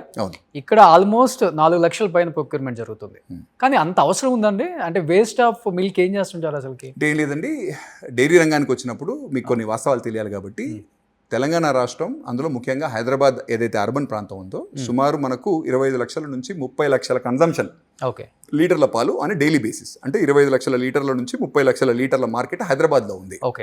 కానీ తెలంగాణ రాష్ట్రం అనేది కొద్దిగా ఎక్కువ మటుకు అర్బన్ అండ్ సెమీ అర్బన్ పాపులేషన్తో కూడుకున్నటువంటి ప్రాంతం. అంటే సుమారు పట్టణ జనాభా ఆర్ పట్టణీకరణ జరిగినటువంటి ప్రాంతం ఏదైతే ఉందో సుమారు 40 నుంచి 45% ఉంది. కాబట్టి మనము more like consumption driven state. అంటే పాల వరకు వచ్చేసరికి మనం ఎక్కువగా వినియోగంలో ఉన్నాము, ఉత్పాదనలో లేము. ఓకే. సో ఉత్పాదన ఎక్కడి నుంచి జరుగుతుంది అని అంటే రూరల్ ప్రాంతాల్లో కొంచెం జరుగుతుంది, ముఖ్యంగా రంగారెడ్డి జిల్లా కానీ మహబూబ్నగర్ జిల్లా కానీ రూరల్ ప్రాంతాల్లో ఇంకా పాల ఉత్పత్తి జరుగుతూ ఉంది. కాకపోతే పక్క రాష్ట్రాలైనటువంటి ఏపీతోని కానీ, తమిళనాడుతోని కానీ, మహారాష్ట్రతోని కానీ, లేకపోతే కర్ణాటకలో ఉత్పత్తి అవుతున్న పాలతో కంపేర్ చేస్తే మన దగ్గర పట్టణీకరణ ఎక్కువ జరిగింది కాబట్టి మన దగ్గర ఉత్పత్తి గణనీయంగా తక్కువ ఉంది. ఓకే. కాబట్టి మన దగ్గర మోర్ లైక్ కన్స్యూమర్ కాబట్టి బయట నుంచి మన దగ్గరికి ఎక్కువ పాలు వచ్చేదానికి ఆస్కారం ఉంటుంది తప్ప మరొకటి ఫార్మర్స్ నుంచి కాకుండా బయట ప్రైవేట్ గా కూడా చాలా మంది పాలను ప్రొక్యూర్ చేసి, ఇప్పుడు చాలా మటుకు ప్రైవేట్ డైరీస్ ఉంటాయి. ఇప్పుడు హెరిటేజ్ కానీ, దొడ్ల కానీ, లేకపోతే ప్రైవేట్ రంగంలో ఉన్నటువంటి గోద్రేజ్ కానీ, లేకపోతే మస్కతి కానీ, లేకపోతే ఇట్లాంటి అనేక డైరీస్ పాలను బయట నుంచి ప్రొక్యూర్ చేసి ఇక్కడికి తీసుకొచ్చి అమ్ముతున్నాయి. ఇక్కడ అంత ప్రొడక్షన్ జరగట్లేదు అనమాట మిల్క్ కి సంబంధించినంత వరకు. మీరు ఇందాక చెప్పినట్టు సుమారు హైదరాబాద్ చుట్టుపక్కల ప్రాంతంలో కానీ, అంటే ఎందుకంటే ఇది రూరల్ గా ఉంది కాబట్టి ఇది స్పెసిఫిక్ గా డేటా చెప్పలేకపోవచ్చు. నాకున్న అంచనా ప్రకారం 40 లక్షల పైచులకు ఆవులు, 40 లక్షల పైచులకు గేదెలు తెలంగాణ రాష్ట్రానికి సంబంధించిన జీవాలకు సంబంధించిన పాపులేషన్. ఓకే. దీనికి సంబంధించినంత వరకు యావరేజ్గా మనం ఒకవేళ 1 లీటర్ నుంచి 2 లీటర్లు, ఎందుకంటే చాలా మటుకు ఆవులు కానీ బర్రెలు కానీ ఉన్నా అని కూడా సరే పాలు ఇవ్వవు, ఒక్కొక్కసారి ఇవ్వలేవు. కాబట్టి సుమారు నేను అనుకుంటా ఒక 80 లక్షల లీటర్ల దాకా మనకు ఉత్పత్తి జరగచ్చు. కానీ చాలా చోట్ల ఇప్పుడు ఆదిలాబాద్ ఉంది, ఆదిలాబాద్కి సంబంధించిన ఉత్పత్తి అవుతున్న పాలు ఆదిలాబాద్లోనే కన్జ్యూమ్ అయిపోతాయి. ఏ గ్రామానికి సంబంధించిన పాలు ఇది అన్ఆర్గనైజ్డ్ మార్కెట్ అంటారు అన్నమాట. ఈ లూజ్ మిల్క్ సేల్ ఏ గ్రామ స్థాయిలో ఆ గ్రామ స్థాయిలో డైరీతో సంబంధం ఉండదు, డైరీతో సంబంధం ఉండదు. అంటే మీరు ఏ ఊరికి ఈ రోజు పోయినా కూడా సరే, సిటీ చుట్టుపక్కల ఉన్నటువంటి ఎటువంటి ఊరిలో కూడా చిన్న రైతులు ఒకవేళ వాళ్ళు 2 ఆవులనో 2 గేదెలను పెట్టుకుని ఒకవేళ పాల ఉత్పత్తి చేసినప్పుడు ఆ పాలను ఆ ఊర్లోనే చుట్టుపక్కల వాళ్ళకి అమ్మేస్తారో, లేకపోతే ఆ పాల కేంద్రం దగ్గర పక్కన వేరే వాళ్ళకి కన్స్యూమర్కి అమ్మేస్తారో, లేకపోతే టీ పాయింట్కి అమ్మేస్తారు తప్ప వాళ్ళు ఎవరికైనా అమ్ముకోవచ్చు. ఆ రైతులు చాలా మటుకు ఈ రోజు కూడా ఇండియా మొత్తంలో మీరు ఒకవేళ కంపేర్ చేస్తే యాక్చువల్ ఆర్గనైజ్ సెక్టర్కి వస్తున్నటువంటి పాలు 25-30% కూడా లేవు. 60-70% పాలు అన్ఆర్గనైజ్డ్ మార్కెట్లో లూజ్ మిల్క్ లాగానే సేల్ అయిపోతాయి అనమాట. సో అట్లా లూజ్ మిల్క్, ఎందుకంటే ఇండియా చాలా డైవర్స్గా ఉంది కదా. సో ప్రాసెస్ అవుతున్న డైరీలు కానీ, లేకపోతే చిల్లింగ్ సెంటర్ల వ్యవస్థ ఇంకా కూడా ప్రతి గ్రామ స్థాయిలో లేదు. కాబట్టి ప్రజలకు కూడా, రైతులకు కూడా గ్రామ స్థాయిలో ఉన్నటువంటి వాళ్ళకి ఫ్రెష్ పాలు అలవాటు అనమాట. ప్యాకెట్ పాలు అవసరం లేదు వాళ్ళకి అందుబాటులో కూడా ఉన్నాయి. కాబట్టి 70% ఈ రోజు కూడా అన్ఆర్గనైజ్డ్ మార్కెటే ఉంది. ఆర్గనైజ్డ్ మార్కెట్ మటుకు తక్కువ. మనం ఎక్కడైతే పట్టణీకరణ జరిగినటువంటి పట్టణాలు ఉన్నాయో, సో ఫర్ ఎగ్జాంపుల్ ఇందాక నేను చెప్తున్నట్టు హైదరాబాద్ ఉంది, హైదరాబాద్ అర్బన్లో 25 లక్షల లీటర్ల నుంచి 30 లక్షల లీటర్ల మార్కెట్ ఉంది. మన మార్కెట్కి అనుగుణంగా ప్రైవేట్ డైరీలు అయితేనేమి, గవర్నమెంట్ డైరీలు అయితేనేమి, కోఆపరేటివ్ రంగంలో ఉన్నటువంటి డైరీలు అయితేనేమి, మనం అందరం కలిసి ఈ డైరీలు అన్నీ కలిపి ఈ 20 లక్షల డిమాండ్ అనేది మనం మీట్ అవుతా ఉన్నాం. 25 నుంచి 30 లక్షలు. ఇందులో కూడా సుమారు 5-6 లక్షల లీటర్ల పాలు అన్ఆర్గనైజ్డ్. ఎందుకంటే సిటీ చుట్టుపక్కల ఉన్నటువంటి ఇప్పుడు శంకర్పల్లి ఉంది, శంకర్పల్లిలో ఎవరైతే చిన్న డైరీ పెట్టుకుని ఆ పాలను తీసుకొచ్చి మూకెళ్లలో అక్కడ ఇక్కడ అమ్ముతా ఉంటారు అనమాట. లూజ్ మిల్క్ మార్కెట్ ఈ రోజు కూడా బాగా ఉంది. ఇందులో మీరు చెప్పినట్టు తెలంగాణ మిల్క్ ఏం చేస్తారండి హైదరాబాద్ ఇప్పుడు ఈ రోజు మీరు మాట్లాడుతున్నారు కాబట్టి మనం ఫిబ్రవరి మాసంలో సుమారు మన సేల్స్ ఈ రోజు 3.5 లక్షల లీటర్ల దాకా సేల్ ఉంది ఈ రోజు. మాకు రైతుల నుంచి మేము ప్రొక్యూర్ చేయగలుగుతుంది మటుకు 2,70,000 నుంచి 2,80,000 లీటర్లే మేము ప్రొక్యూర్ చేయగలుగుతున్నాం. ఎందుకు అంటే లీన్ సీజన్లో ఎంటర్ అయినాం. అంటే ఎప్పుడైతే వింటర్ అయిపోయి ఇప్పుడిప్పుడే సమ్మర్ వస్తుంది అనుకునే టైంలో generally life cycle of an యానిమల్లో ఈ టైం తక్కువ ఉత్పత్తి జరిగే టైం. సో పాలలో కూడా లోటు బడ్జెట్లో ఉన్నారు. 100% పాల అంటే లోటు బడ్జెట్ అనే దానికంటే ఉత్పత్తి అయ్యే పాలే తక్కువ ఉన్నాయి. ప్రైవేట్ కంపెనీలో ప్రొక్యూర్ చేయగలుగుతున్నాయి లేదు పక్కన రాష్ట్రాల్లో కానీ మేము కానీ. ఇప్పుడు మాకు రైతుల నుంచి ఉత్పత్తి అవుతున్నదంత వరకు మేము కొంటా ఉంటాం. కానీ మాకు ఒకవేళ అవసరం అంతకంటే ఎక్కువ ఉందనుకోండి, ఫర్ ఎగ్జాంపుల్ ఇందాక నేను చెప్తున్నట్టుగా 2,70,000 2,80,000 నాకు ఫార్మర్ నుంచి వస్తూ ఉంది. కానీ నేను అమ్మకాల మటుకు 3.5 లాక్ చేస్తున్నా. మరి 50-60 లీటర్లు నేను ఎక్కడి నుంచో కొనాలి కదా. అది కర్ణాటకకు పోయి కర్ణాటక మిల్క్ ఫెడరేషన్ నుంచి కొంటానా, లేకపోతే మహారాష్ట్ర నుంచి పోయి ఇంకేదైనా కోఆపరేటివ్ రంగం నుంచి డైరీ నుంచి కొంటానా, ఇక్కడ మన దగ్గర నుంచి ఇంకెవరైనా ఎక్సెస్ ఉన్న మిల్క్ ఉన్నటువంటి డైరీస్ నుంచి వాళ్ళ దగ్గర కొనొచ్చు. లేకపోతే జనరలీ సో ఇట్లా ప్రొక్యూర్మెంట్ అనేది మల్టిపుల్ సోర్సెస్. ఒకవేళ మన రైతుల నుంచి రాకపోతే మటుకు బయట నుంచి కొనేదానికి ఆస్కారం, ఎక్కడి నుంచైనా కొనొచ్చు. బట్ అక్కడ నుంచి ప్యాకెట్లు వస్తే మటుకు యాక్సెప్ట్ చేయరు ఎందుకు తెలంగాణ డైరీ? ఎవరు చెప్తున్నారు? అదే ఆంధ్ర వాళ్ళు ఇక్కడ అమ్మకూడదు. ఇంత ముందు నెయ్యి అమ్మేవాళ్ళు, పెరుగు అమ్మేవాళ్ళు, ఇప్పుడు పాలలో కూడా వచ్చేసారు తెలంగాణ కాంపిటీషన్. దీనికి సంబంధించినంత వరకు మీకు కానీ ప్రజలకు కానీ తెలియాల్సింది ఏంటంటే, విజయ పేరు మీద మీరు మా రాష్ట్రంలో రాష్ట్రానికి సంబంధించిన ఏదైతే పాడి పరిశ్రమ అభివృద్ధి సంస్థ ఉందో, ఇది 2 రాష్ట్రాలు కలిపి ఉన్నప్పుడు విజయ అనేది ఉమ్మడికి సంబంధించిన బ్రాండ్. ఎప్పుడైతే రాష్ట్రాలు విడిపోయినాయో బ్రాండ్ ఇద్దరు వాడుకోవచ్చు, దాంట్లో ఏం తప్పులేదు. కానీ ఒకరి రాష్ట్రాల్లో మరొకరు వచ్చేసి వ్యాపారం చేద్దామని అనుకోవడం అనేది అది ఒక అంశం. దీంట్లో కూడా ఏమవుతుందంటే ఈ రోజు కూడా తెలంగాణకి సంబంధించిన పాడి పరిశ్రమ సంస్థ ఏదైతే విజయ తెలంగాణ ఉందో మేము తెలంగాణ రాష్ట్రానికి సంబంధించిన రైతాంగం నుంచే పాల్గొంటా ఉన్నాము. సహకార రంగంలో ఇంకా పాల్గొంటా ఉన్నాము. మా బిఎంసీయూస్ 100 పైసలకు బిఎంసీయూస్ జిల్లాల్లో ఉన్నాయి, 10 చిల్లింగ్ సెంటర్లు ఉన్నాయి. మాకు మా హైదరాబాద్లో ఉన్నటువంటి 2 డైరీలతో కలుపుకొని జిల్లా స్థాయిలో ఇంకో 9 డైరీలు ఉన్నాయి. 11 డైరీలతోటి ప్రతిరోజు ఒక 11 లక్షల నుంచి 12 లక్షల లీటర్ల పాల సేకరణతో పాటు ప్రాసెసింగ్ చేసే కెపాసిటీ మా దగ్గర ఉంది. అయితే ఆంధ్రాకి సంబంధించినంత వరకు స్టేట్ ఫెడరేషన్ ఏదైతే ఉందో అన్ని జిల్లాలు విడిపోయినాయి.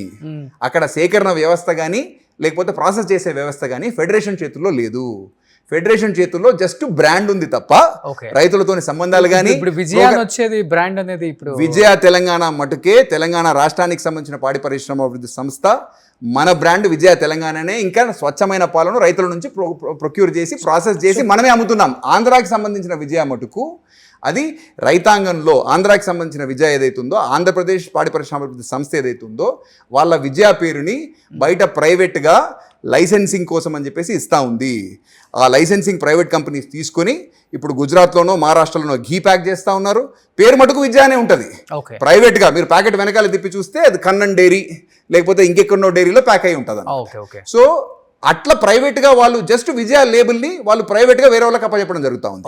అట్లా ఘీ అప్పచెప్పారు, అట్లా పెరుగప్పచెప్పారు, తొందరలో పాలప్పచెప్పబోతా ఉన్నారు. మేము తెలంగాణ రాష్ట్రంలో మా రాష్ట్ర రైతుల నుంచి పాల్గొనుకుంటూ మేమే సేకరిస్తూ మేమే చిల్లింగ్ చేస్తూ మేమే ప్రాసెస్ చేస్తూ మేమే కన్స్యూమర్కి స్వచ్ఛమైన పాలను అమ్ముతూ ఉంటే వాళ్ళు మటుకు ప్రైవేట్కి ఇచ్చుకుంటూ అంటే వాళ్ళు బ్రాండ్ నమ్ముతున్నారు తప్ప పాలు నమ్మట్లా. సో ప్రజలు కూడా ఈ వాస్తవాలను గ్రహించాలా, ప్రజలకు కూడా తెలియాలా. విజయ పేరు మీద ఉట్టి విజయ అని వస్తే మటుకు అది ప్రైవేట్గా తయారవుతున్న పాల కిందనే భావించాలి తప్ప విజయ తెలంగాణ అంటేనే ఈ రాష్ట్ర పాడి పరిశ్రమ అభివృద్ధి సంస్థ తప్ప ఉట్టి విజయ పేర్ల మీద మటుకు ఎవరైనా పాలు కానీ పెరుగు కానీ అమ్మితే మటుకు అది 100% ప్రైవేట్ డైరీలో ప్రొక్యూర్ అవుతున్నటువంటి ప్రైవేట్ పాలు. వాళ్ళు ఏమీ దాంట్లో క్వాలిటీ నాణ్యత పరమైన ప్రమాణాలు పాటిస్తున్నారో తెలియదు. కాబట్టి ప్రజలు కన్స్యూమర్స్ కొంటున్నప్పుడు కొద్దిగా ఆలోచన చేసుకోవాల్సింది. చెప్పాలంటే విజయ కన్నా కూడా ప్రైవేట్ కంపెనీసే ఎక్కువ. మీరు ప్యాకెట్ వెనకాల మీరు ఓపెన్ చేసి చూసినట్టయితే ఉట్టి విజయ పేరు మీద ఈరోజు ఘీ అవైలబుల్ ఉంటుంది. ఏ సూపర్ మార్కెట్ పోయినా కూడా సరే మీరు ప్యాకెట్ వెనకాల తీసి చూడండి, Kannan dairy packed by marketed by so and so. అంటే వీళ్ళు విజయ అనే బ్రాండ్ని బయట ప్రైవేట్ కంపెనీస్కి లైసెన్స్ ఇస్తే వాడు లాభం కోసం పనిచేస్తాడు కదా. వాడు ఏం ఘీ అమ్ముతున్నాడు, అది మంచి క్వాలిటీ ప్రమాణాలు ఉందా లేదా అనేది ఎవరు వెరిఫై చేస్తున్నారు? విజయ అయితే వెరిఫై చేయట్లేదు కదా. కాబట్టి అనుమానం పడవలసిన అవసరం ఉంటుంది. మేము మటుకు విజయ తెలంగాణ ఏదైతే ఘీ ఉంటుందో మేము రైతుల నుంచి కొన్న పాల నుంచే మేమే ప్రాసెస్ చేసి మేమే తయారు చేస్తున్నటువంటిది. కాబట్టి ఇది ఒరిజినల్, ప్రజలు అర్థం చేసుకోవాల్సింది అది. కాబట్టి మేము మా రైతాంగానికి సంబంధించిన ఇంట్రెస్ట్ కాపాడాలంటే ఖచ్చితంగా ఆంధ్ర నుంచి ఆర్ ఆంధ్ర ఎవరికన్నా ఆంధ్ర అంటే ఆంధ్ర విజయ ఒకవేళ ఎవరికన్నా ఏపీ ఫెడరేషన్ కనుక ఎవరికన్నా ప్రైవేట్ డైరీకి ఒకవేళ లైసెన్స్ ఇచ్చి వాళ్ళతోని పాలను ప్రాసెస్ చేసి ప్రైవేట్ డైరీలో తయారవుతున్న పాలను మళ్ళీ విజయ పేరు మీద ఇక్కడ తీసుకొస్తే ఒకవేళ వాళ్ళ నాణ్యత బాగాలేకపోతే మా పేరు కూడా డిస్టర్బ్ అవుతుంది కదా. కన్స్యూమర్ ఏమనుకుంటాడు, విజయ పేరు పాలు బాగాలేవని అనుకుంటాడు, మాకు కూడా నష్టం జరుగుతుంది కదా. నేను ఏపీ ప్రభుత్వానికి కానీ లేకపోతే ఏపీ పాడి పరిశ్రమ అభివృద్ధి సంస్థను కానీ కోరేది ఏంటంటే దయచేసి మీరు ప్రైవేట్ లైసెన్సింగ్ ఇవ్వకండి, ప్రైవేట్ ఫ్రాంచైజింగ్ ఇవ్వకండి.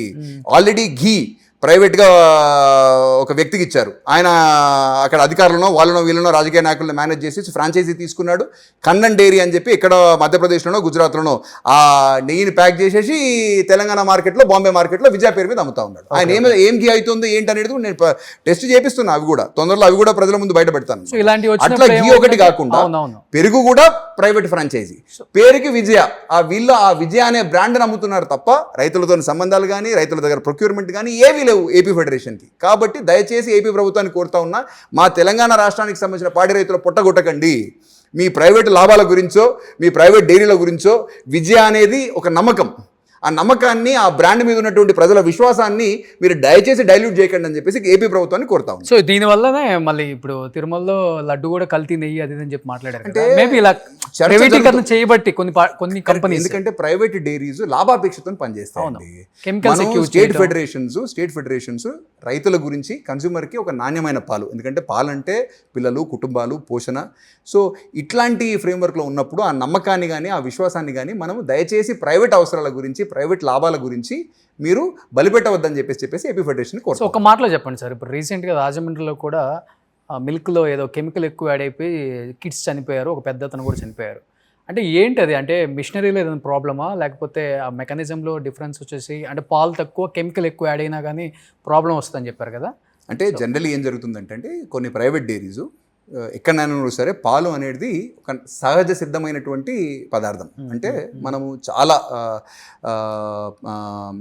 నాణ్యమైన పాలు ఏవైతే ఉన్నాయో అప్పుడే మన గేదె నుంచి కానీ లేకపోతే ఒక ఆవు నుంచి కానీ మనం పాలను ఎప్పుడైతే ఉత్పత్తి చేస్తామో as a natural product, any natural product, మీరు ఎట్లయితే ఒక అరటిపండుని కట్ చేయగానే ఒక 10-15 నిమిషాల్లో నల్లబడ్డం స్టార్ట్ చేస్తారు. అవును. అదేవిధంగా ఒక అరటిపండుని ఎప్పుడైతే పుట్టు తీయంగానే ఒక అర్ధ గంటలో ఏదో అది కూడా చెడిపోవడం స్టార్ట్ అయిపోతుంది. పాలు కూడా అట్లనే మీరు ఉత్పత్తి చేయంగానే ఒక 4 గంటల లోపల దాన్ని మీరు శీతలీకరణ అంటే దాన్ని చిల్లింగ్ చేయకపోతే అది వెంటనే ఖరాబ్ అయిపోయేదానికి ఆస్కారం.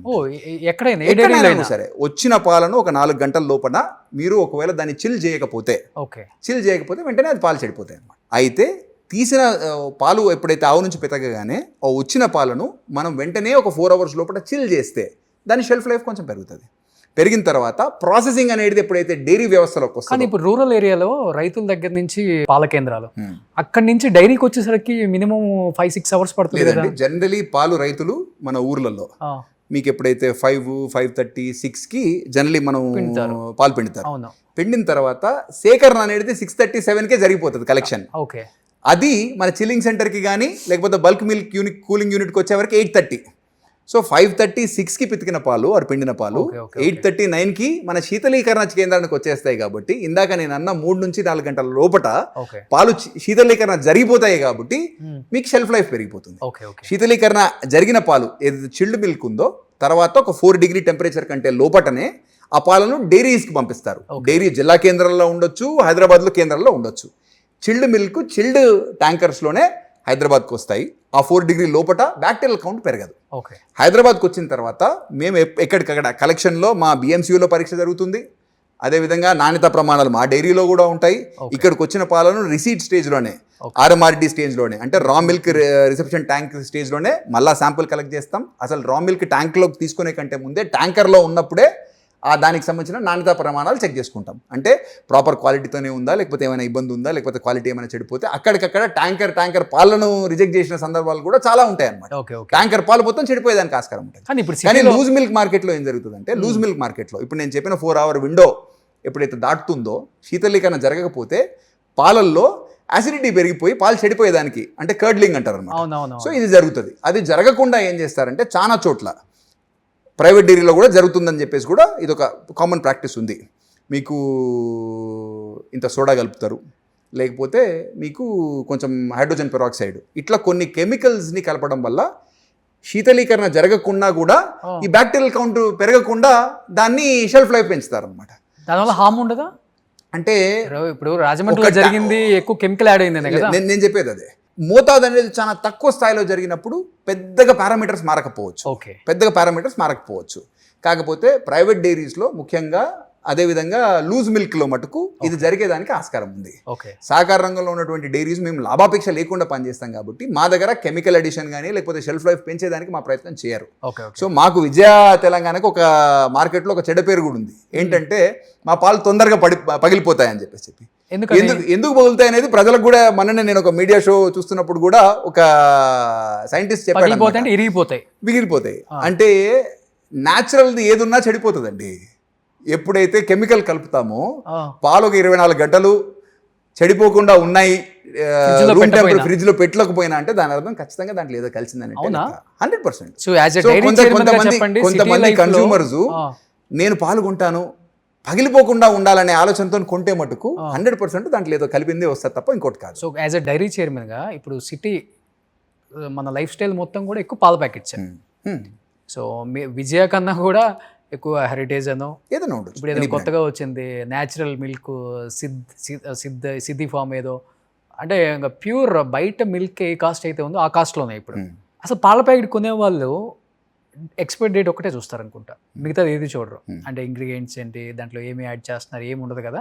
ఇప్పుడు మీరు చెప్పారు బిఫోర్ నాకు ఒకటి, మేము SNF అండ్ ఫ్యాట్ ఇవన్నీ యాజ్ ఇట్ ఈజ్ ఏదైతే మెన్షన్ చేస్తామో అది ఇస్తాము. మిగతా వాళ్ళు చాలామంది ఇవ్వరు. జస్ట్ ఏదో ఆ ఇవ్వకపోవటం వల్ల చాలా సంపాదించేసుకుంటున్నాయి ప్రైవేట్ కంపెనీలు అన్నారు కదా. ఏంటి డిఫరెన్స్? పాల ప్యాకెట్ కొనే వాళ్ళు ఏం చూడాలి అసలు? అంటే జనరలీ ఏంటంటే ఏ పాల ప్యాకెట్ నేను కన్జ్యూమర్స్ అందరికి కూడా కోరేది ఏంటంటే పాలు కొనేటప్పుడు జనరలీ టోన్డ్ మిల్క్ ఉందనుకోండి, అది 3% ఫ్యాట్, 8.5% ఎస్ఎన్ఎఫ్. ఓకే. ఎస్ఎన్ఎఫ్ అంటే సాలిడ్ నాన్ ఫ్యాట్ అంటారు. జనరల్లీ న్యూట్రియంట్స్ కానీ, మినరల్స్ కానీ, ప్రోటీన్ కానీ ఇవన్నీ కలిపితే ఆ ఎస్ఎన్ఎఫ్ అనమాట. అదొక 8.5% ఉండాలి. ఫ్యాట్ అనేది 3% అనేది టోన్డ్ మిల్క్ అంటే ఈ బేసిక్ పారామీటర్స్ యాజ్ పర్ మన government of India FSSAI. Okay. దానివల్ల వాళ్ళు ఇస్తున్న స్టాండర్డ్స్ అవి. అయితే ఇక్కడ నేను నోటీస్ చేసింది ఏంటంటే యాజ్ అ చైర్మన్, రాష్ట్రానికి సంబంధించిన పాడి పరిశ్రమ అభివృద్ధి సంస్థ చైర్మన్గా, ప్రైవేట్ డైరీస్ మట్టుకు కొన్ని నాణ్యతాపరమైన ప్రమాణాల దగ్గర వాళ్ళు కొంచెం కాంప్రమైజ్ అవుతారనమాట. అంటే దాని అర్థం ఏంటంటే 3% ఫ్యాట్ అని చెప్పి 2.5% ఫ్యాట్ ఇవ్వడం. ఆటోమేటికల్ ఏమవుతుందంటే ఆ 0.5% ఫ్యాట్ అనేది ప్రజలకు కూడా పెద్దగా చిక్కదనం కొంచెం తగ్గుతుంది, కానీ పెద్దగా ఏర్పడదు అనమాట. ఓకే. అదేవిధంగా ఎస్ఎన్ఎఫ్ ఏదైతే ఉందో అంటే న్యూట్రియంట్స్ కానీ, ప్రోటీన్ కానీ ఏదైతే 8.5% ఉందో దాన్ని కూడా కొంచెం తగ్గిస్తారు. దీంతో ఏమవుతుంది, వాళ్ళకి లాభాలు పెరుగుతాయి. కన్స్యూమర్ మటుకు అది రోజు అయితే ల్యాబ్కి పోయి టెస్ట్ అయితే చేయడు కదా, వాటితో ఏం చేస్తారు ఆ మ్యానుఫ్యాక్చరింగ్ అంటే వేరే లాభాలు అనేది దేంతో. ఇప్పుడు ఫ్యాట్ ఏదైతే మిగుల్చుకుంటారో దాంతో బటర్ తయారు చేసి గీ తయారు చేస్తారా, లేకపోతే దాన్ని ఇంకెవరికన్నా అమ్మేసి లాభం సంపాదిస్తారా, ఏదైనా చేయొచ్చు కదా. సో మిగిలించుకున్న ఏదైతే మిగులుందో, ఇప్పుడు మీరు ప్రజలు కూడా ఆలోచన చేయాల్సింది ఏంటంటే, విజయ తెలంగాణ ప్రభుత్వానికి సంబంధించిన సంస్థ. మాకు లాభాపేక్ష కంటే మా రైతుల శ్రేయస్సు, అదేవిధంగా మా కన్జ్యూమర్కి కావాల్సిన హెల్త్, ఇవి రెండు, లాభం అనేది తర్వాత విషయం, ఎందుకంటే ఇది ప్రభుత్వం కాబట్టి. ఇవి రెండు మాకు ముఖ్యమైన ఉద్దేశాలు. కాకపోతే ప్రైవేట్ డైరీస్ కానీ, లేకపోతే ఈరోజు స్టాక్ మార్కెట్లో లిస్ట్ అయిన కంపెనీస్ ఏవైతే ఉంటాయో ఎంత ప్రాఫిట్ చూపిస్తున్నారంటే దాని అర్థం ఏంటంటే ఇక్కడ లాభాపేక్ష గురించి పనిచేస్తున్నట్టు కదా లెక్క. మరి లాభాలు రావాలంటే అక్కడనో ఇక్కడనో చిన్న చిన్న 1 or 2 years లో పబ్లిక్ వెళ్ళిపోతుంది. అదే అంటున్నారు, చిన్న చిన్న లోటుపాట్లు, ప్రాఫిట్ ఓరియంటేషన్ ఎప్పుడైతే ఉంటుందో ఇట్లాంటి చిన్న చిన్న కాంప్రమైజెస్ 100% చేస్తారు. కాబట్టి ప్రజలందరినీ కూడా నేను వ్యక్తిగతంగా కోరేది ఏంటంటే, గవర్నమెంట్కి సంబంధించిన సంస్థ విజయ తెలంగాణ ఏదైతే ఉందో మా పాలు కొనండి, నాణ్యతలో ఎటువంటి రాజీ లేకుండా మేము కల్తీకి ఆస్కారం లేనటువంటి వాతావరణంలో తయారు చేస్తాం. కాబట్టి ఎప్పుడైనా మినిమం గ్యారంటీ కదా, గవర్నమెంట్ అంటే మినిమం గ్యారంటీ. ఇంతకుముందు మనం పాతకాలంలో ప్రభుత్వ ఉద్యోగం చేస్తున్న వాళ్ళకు పిల్లని వాళ్ళనే ఆలోచన ఎట్లయితుందో, అదేవిధంగా ప్రభుత్వం ఏదైతే సంస్థ తయారు చేస్తున్నటువంటి పాలు ఏదైతే ఉందో ఎటువంటి కాంప్రమైజ్ కానీ, ఇక్కడ ఫ్యాట్ రిడక్షన్ కానీ, లేకపోతే ఎస్ఎన్ఎఫ్ దగ్గర కాంప్రమైజ్ కావడం కానీ అది జరగదు. కాబట్టి మా దగ్గర ఆ తావు లేదు, కాబట్టి అది మా లక్ష్యం కాదు. కాబట్టి దయచేసి ఇది చేస్తే మినిమం గ్యారంటీ హెల్త్ ఉంటుంది అనేది నేను పబ్లిక్కి చేస్తున్నటువంటి అపీల్. ఓకే. సో అమిత్ గారు, కమింగ్ టు పాలిటిక్స్, ఎందుకంటే మీకున్న ఫ్యామిలీ బ్యాక్గ్రౌండ్కి కానీ, మీ నాన్నగారికి ఉన్న రాజకీయ అనుభవానికి కానీ, ఇప్పుడు మీరు చేస్తున్న ఈ చైర్మన్ పదవి అనేది నామమాత్రంగా ఓకే ఇప్పటికిప్పుడు అడ్జస్ట్ చేసుకోవాలి తప్పదు అనిపిస్తుందా, లేకపోతే చాలా హ్యాపీగా ఇచ్చిన దాన్ని ఇంకా బాగా ముందుకు తీసుకెళ్దాం అన్నదాంతో ఎక్కువ చేస్తున్నారు? అంటే డెఫినెట్గా ఉంటుంది, మీ మైండ్ సెట్ కావచ్చు, మీ ఏజ్కి కావచ్చు, ఏదైనా ఒక ఎమ్మెల్సీ ఇచ్చి పోర్ట్ఫోలియో ఒక మినిస్టర్ ఇస్తే బాగుంటుంది కొంచెం, అది వేరే కదా, ఆ లైఫ్ స్టైల్ వేరు, ఈ లైఫ్ స్టైల్ వేరు కదా. నిజంగా సాటిస్ఫాక్షన్ అనేది ఉందా రోజు గారు? నేను కాంగ్రెస్ పార్టీలోకి రాగానే నేను రాజకీయాలకు కూడా కొంచెం కొత్తగానే వచ్చా. అంతకంటే ముందు నాన్న యాక్టివ్ పాలిటిషియన్గా ఉన్న, ఎంపీగా తను ఒక 3 సార్లు గెలిచిన, ఎమ్మెల్సీగా 2 సార్లు ఇదైనా, నేను ఎప్పుడు కూడా పొలిటికల్గా తను యాక్టివ్గా ఉన్నప్పుడు నేను ఎందుకు యాక్టివ్గా ఉండాలా, తన ఎలక్షన్ వరకే నా బాధ్యత. ఎలక్షన్ అయిపోయిన 2-3 నెలలు యాక్టివ్, తర్వాత నేను నా వ్యాపారము నా వృత్తిలో నేనున్నాను. నేను ఎప్పుడైతే ఫుల్ టైం పాలిటిక్స్లోకి రావడం ఏదైతే జరిగిందో అది 2022 సంవత్సరంలో, ఆ టైంలో చిన్నగా ప్రజాసేవ త్రూ నేను పాలిటిక్స్లోకి రావడం జరిగింది. అది కూడా ఎప్పుడు మా నాన్నగారు ఇంకా రాజకీయంగా కొద్దిగా ఇంకా నేను ఎలక్ట్రల్ పాలిటిక్స్లో ఉండను అనే నిర్ణయానికి దాన్ని ఎప్పుడైతే వచ్చారో అప్పటి నుంచి నేను కొంచెం యాక్టివ్గా పార్టిసిపేట్ చేయడం స్టార్ట్ అయింది. నేను కాంగ్రెస్ పార్టీలో 2024 సంవత్సరంలో ఏప్రిల్ మేలో పార్టీలో జాయిన్ కావడం జరిగింది. నేను జాయిన్ కాగానే నాకు ఒక 5-6 మాసాల్లో మా కుటుంబానికి ఉన్న పాడి రంగం పట్ల మాకున్న అవగాహన బేస్ చేసుకునో, లేకపోతే అనుభవం బేస్ చేసుకునో ఆ రోజున్న నాకు పార్టీ ఒక అవకాశం కల్పించింది. ఎంత పెద్ద మనసు చేసుకుని నేను పార్టీలోకి రాగానే నాకు పార్టీ ఒక అవకాశం ఇచ్చింది అనేది నేను ఖచ్చితంగా పార్టీకి సంబంధించిన నాయకత్వానికి, మా ముఖ్యమంత్రి గారికి కానీ, మా జిల్లాకు సంబంధించిన మంత్రివర్లకు కానీ నేను ఎల్లవేళలా రుణపడి ఉంటాను తప్ప. ఎందుకంటే రాజకీయంగా ఎప్పుడైనా కూడా సరే ప్రజాసేవ చేయాలంటే మనకు ఒక ప్లాట్ఫామ్ కావాలి. నా కాళ్ళ కింద ఒక ప్లాట్ఫామ్ అనేది పార్టీ కల్పించింది కాబట్టి సర్వదా నేను రుణపడి ఉంటా. నాకు ఎటువంటి చిన్న అవకాశం ఇచ్చినా కూడా సరే నేను చిత్తశుద్ధితో పనిచేస్తాను తప్ప మరొకటి కాదు. రాజకీయ పరంగా కూడా అంటే కాంగ్రెస్ పార్టీ సిద్ధాంతాలు నచ్చినాయా, రేవంత్ రెడ్డి లీడర్షిప్ క్వాలిటీస్ నచ్చాయా? అన్ని కూడా ఏదో ఒకటి ఉంటుంది కదా. నాన్నగారు కాంగ్రెస్ పార్టీలో ఎంపీగా ఉన్నారు కాబట్టి కాంగ్రెస్ పార్టీకి సంబంధించిన ఐడియాలజీ ఏదైతే ఉందో మొదటి నుంచి కూడా భారతదేశానికి సంబంధించిన స్వాతంత్రం తెప్పించాల్సిందన్న మన మా ముఖ్యమంత్రి గారు చెప్పారు. ఒక మంచి మాట చెప్పారు. ఏంటో మీరు ఒకసారి మీరు కూడా వినాలా. కాంగ్రెస్ పార్టీ అనేది 120-130 సంవత్సరాల పైచిలుకు చరిత్ర గల పార్టీ. కాంగ్రెస్ పార్టీ వల్ల దేశానికి స్వాతంత్రం వచ్చింది. కాంగ్రెస్ పార్టీకి సంబంధించిన ఫ్రేమ్వర్క్ ప్రభుత్వం నుంచే ఈ భారతదేశానికి సంబంధించిన రాజ్యాంగం కూడా లిఖించబడ్డది. మరి ఇట్లాంటి పరిస్థితులలో అదే రాజ్యాంగం ద్వారా పదవులు పొందినటువంటి ఈ రోజు ఉన్నటువంటి పార్టీలు కాంగ్రెస్ ముక్త భారత్ అనే ఒక స్టాండ్ తీసుకోవడం అనేది చాలా విచిత్రమైన పరిస్థితి అన్నమాట. ఎందుకంటే ఈ దేశం ఏదైతే స్వాతంత్రం వచ్చినా రాజ్యాంగం ఈరోజు ఏదైతే ఉందో ఆ రాజ్యాంగాన్ని తుంగలో తొక్కి దాన్ని మార్చాలనే పరిస్థితి, ప్రజలకు సంబంధించిన ఏవైతే మనోభావాలు ఉన్నాయో, లేకపోతే మత స్వేచ్ఛ ఉందో, లేకపోతే ఏదైతే మంచి వాతావరణాన్ని రాజకీయాల కోసమని కులాల మధ్యలో మతాల మధ్యలో విభజించి పాలించు అనే ఆలోచన ఏదైతే ఇంతకుముందు బ్రిటిష్ వాళ్ళు చేశారో ఈ రోజు ఉన్నటువంటి భారతీయ జనతా పార్టీ కూడా ప్రయత్నాలు చేస్తూ ఉంది. కాబట్టి ప్రజలందరూ కూడా ఈ వాస్తవాలను గుర్తించాలా. అదేవిధంగా బీఆర్ఎస్ పార్టీ కూడా ఇంతకుముందు కూడా అసలు కాంగ్రెస్ అనేది లేకుండా చేసే ప్రయత్నం చేసింది. అదేవిధంగా కాంగ్రెస్ పార్టీకి సంబంధించిన ఏవైతే గుణగణాలు ఉన్నాయో, ఏదైతే సామాజిక న్యాయం కానీ, లేకపోతే ఈరోజు మా రాహుల్ గాంధీ గారు తీసుకుంటున్నటువంటి అనేక నిర్ణయాలు ఏవైతే ఉన్నాయో, పార్టీ గురించి తీసుకుంటున్నారు, భారతదేశం గురించి తీసుకుంటున్నారు, ఆ ఐడియాలజీని బేస్ చేసుకొని పనిచేస్తాను తప్ప మరొకటి కాదు. అంటే కాంగ్రెస్ పార్టీలో ఉన్న సీనియర్ లీడర్లు కావచ్చు, కాంగ్రెస్ నాయకత్వం కావచ్చు, లేకపోతే తెలంగాణ ఇచ్చిందని ఒక సెంటిమెంట్ కావచ్చు, దీనివల్ల కాంగ్రెస్ పార్టీ వచ్చిందని మీరు బలంగా నమ్ముతున్నారా? లేకపోతే ఓన్లీ రేవంత్ రెడ్డి నాయకత్వం, రేవంత్ రెడ్డి మాట తీరు, రేవంత్ రెడ్డిని కావాలనుకున్నారు కాబట్టి కాంగ్రెస్ పార్టీ గెలిచింది అని బల్లగుద్ది చెప్పగలరా? రెండు కూడా. ఎందుకంటే నిన్నగాక మొన్నొచ్చి 2 సంవత్సరాల్లో ముఖ్యమంత్రి అయిన ఆయనకే అంత ఆశ ఉంటే ఇన్ని సంవత్సరాలు ఈ పార్టీని నిలబెట్టి కార్యకర్తల నెత్తురు చిందించి కాంగ్రెస్ ప్రభుత్వం తెలంగాణను తీసుకొచ్చిన చరిత్ర మాది, మేము మంత్రి పదవి ఆశిస్తే తప్పేంటి అని రాజగోపాల్ రెడ్డి కామెంట్ చేశారు. కాబట్టి రెండిట్లలో ఏది మీరు? రెండు కూడా. తెలంగాణ తెచ్చిన పార్టీగా, తెలంగాణ ఇచ్చిన పార్టీగా ప్రజలు కాంగ్రెస్ పార్టీకి ఒక అవకాశం ఇవ్వాలని ఒక ఆలోచన చేసిన విషయం వాస్తవం. 2014 సంవత్సరంలో ఆ రోజున్నటువంటి వాతావరణ రీత్యా, ఎందుకంటే అప్పటికే 2004లో కాంగ్రెస్ పార్టీకి ఒక అవకాశం ఇచ్చారు, 2009లో కూడా ఒక అవకాశం ఇచ్చారు.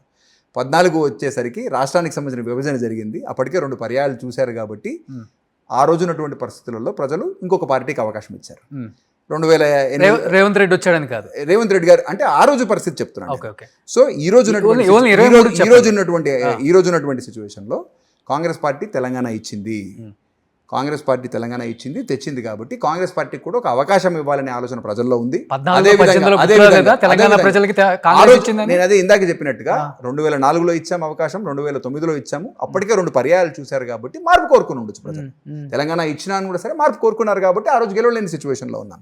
ఈ రోజు మట్టుకు సరే ఇచ్చిన పార్టీగా, తెచ్చిన పార్టీగా ఒకసారి అవకాశం ఇద్దామనే ఆలోచన ప్రజలు చేసినారు. ఒకటి, దానికి తగ్గట్టుగా నాయకత్వం కానీ, అధినాయకత్వం కానీ, పార్టీకి సంబంధించిన రాష్ట్ర నాయకత్వం కానీ, అది ఉత్తమ్ కుమార్ రెడ్డి గారు కానీ, మా వెంకటరెడ్డి గారు కానీ, జానారెడ్డి గారు కానీ, లేకపోతే రేవంత్ రెడ్డి గారు కానీ, అనేక జిల్లాలకు సంబంధించిన అనేక నాయకులు, కాంగ్రెస్ పార్టీకి సంబంధించిన నాయకులు సమిష్టిగా ప్రయత్నం చేసి కష్టపడి పనిచేస్తేనే ఈరోజు కాంగ్రెస్ పార్టీని ప్రజలు ఆదరించి ప్రభుత్వంలోకి ఎక్కించారు. సో అపోజిషన్లో గట్టిగా వినపడుతుంది. అట్ ది సేమ్ టైం ప్రజల నుంచి కూడా కొంత వ్యతిరేకత మీరు చూశారు. కాంగ్రెస్కి మొదటి ముఖ్యమంత్రి రేవంత్ రెడ్డి, లాస్ట్ ముఖ్యమంత్రి కూడా రేవంత్ రెడ్డి. కాంగ్రెస్ ప్రభుత్వం అధికారంలోకి వస్తుంది అనేది కల మాత్రమే. ఎందుకంటే హైడ్రా పేరుతో చాలా మందిని ఇళ్ళు కూల్చివేత కావచ్చు. ఇంతకుముందు ఇంటర్వ్యూలలో కూడా చెప్పారు, రెగ్యులైజేషన్ మనం చేసుకోవచ్చు, ఎందుకు ప్రజలు కట్టుకున్న ఇళ్లలో మనం అనవసరంగా బుల్డోజర్స్ పంపించి వాటిని పడగొట్టడం అని ఆర్కే ఇంటర్వ్యూలో ఒకప్పుడు రేవంత్ రెడ్డి ప్రస్తావించింది కూడా కొంతమంది జర్నలిస్టులు ప్లే చేసి చూపించడం కూడా మనం చూసాం.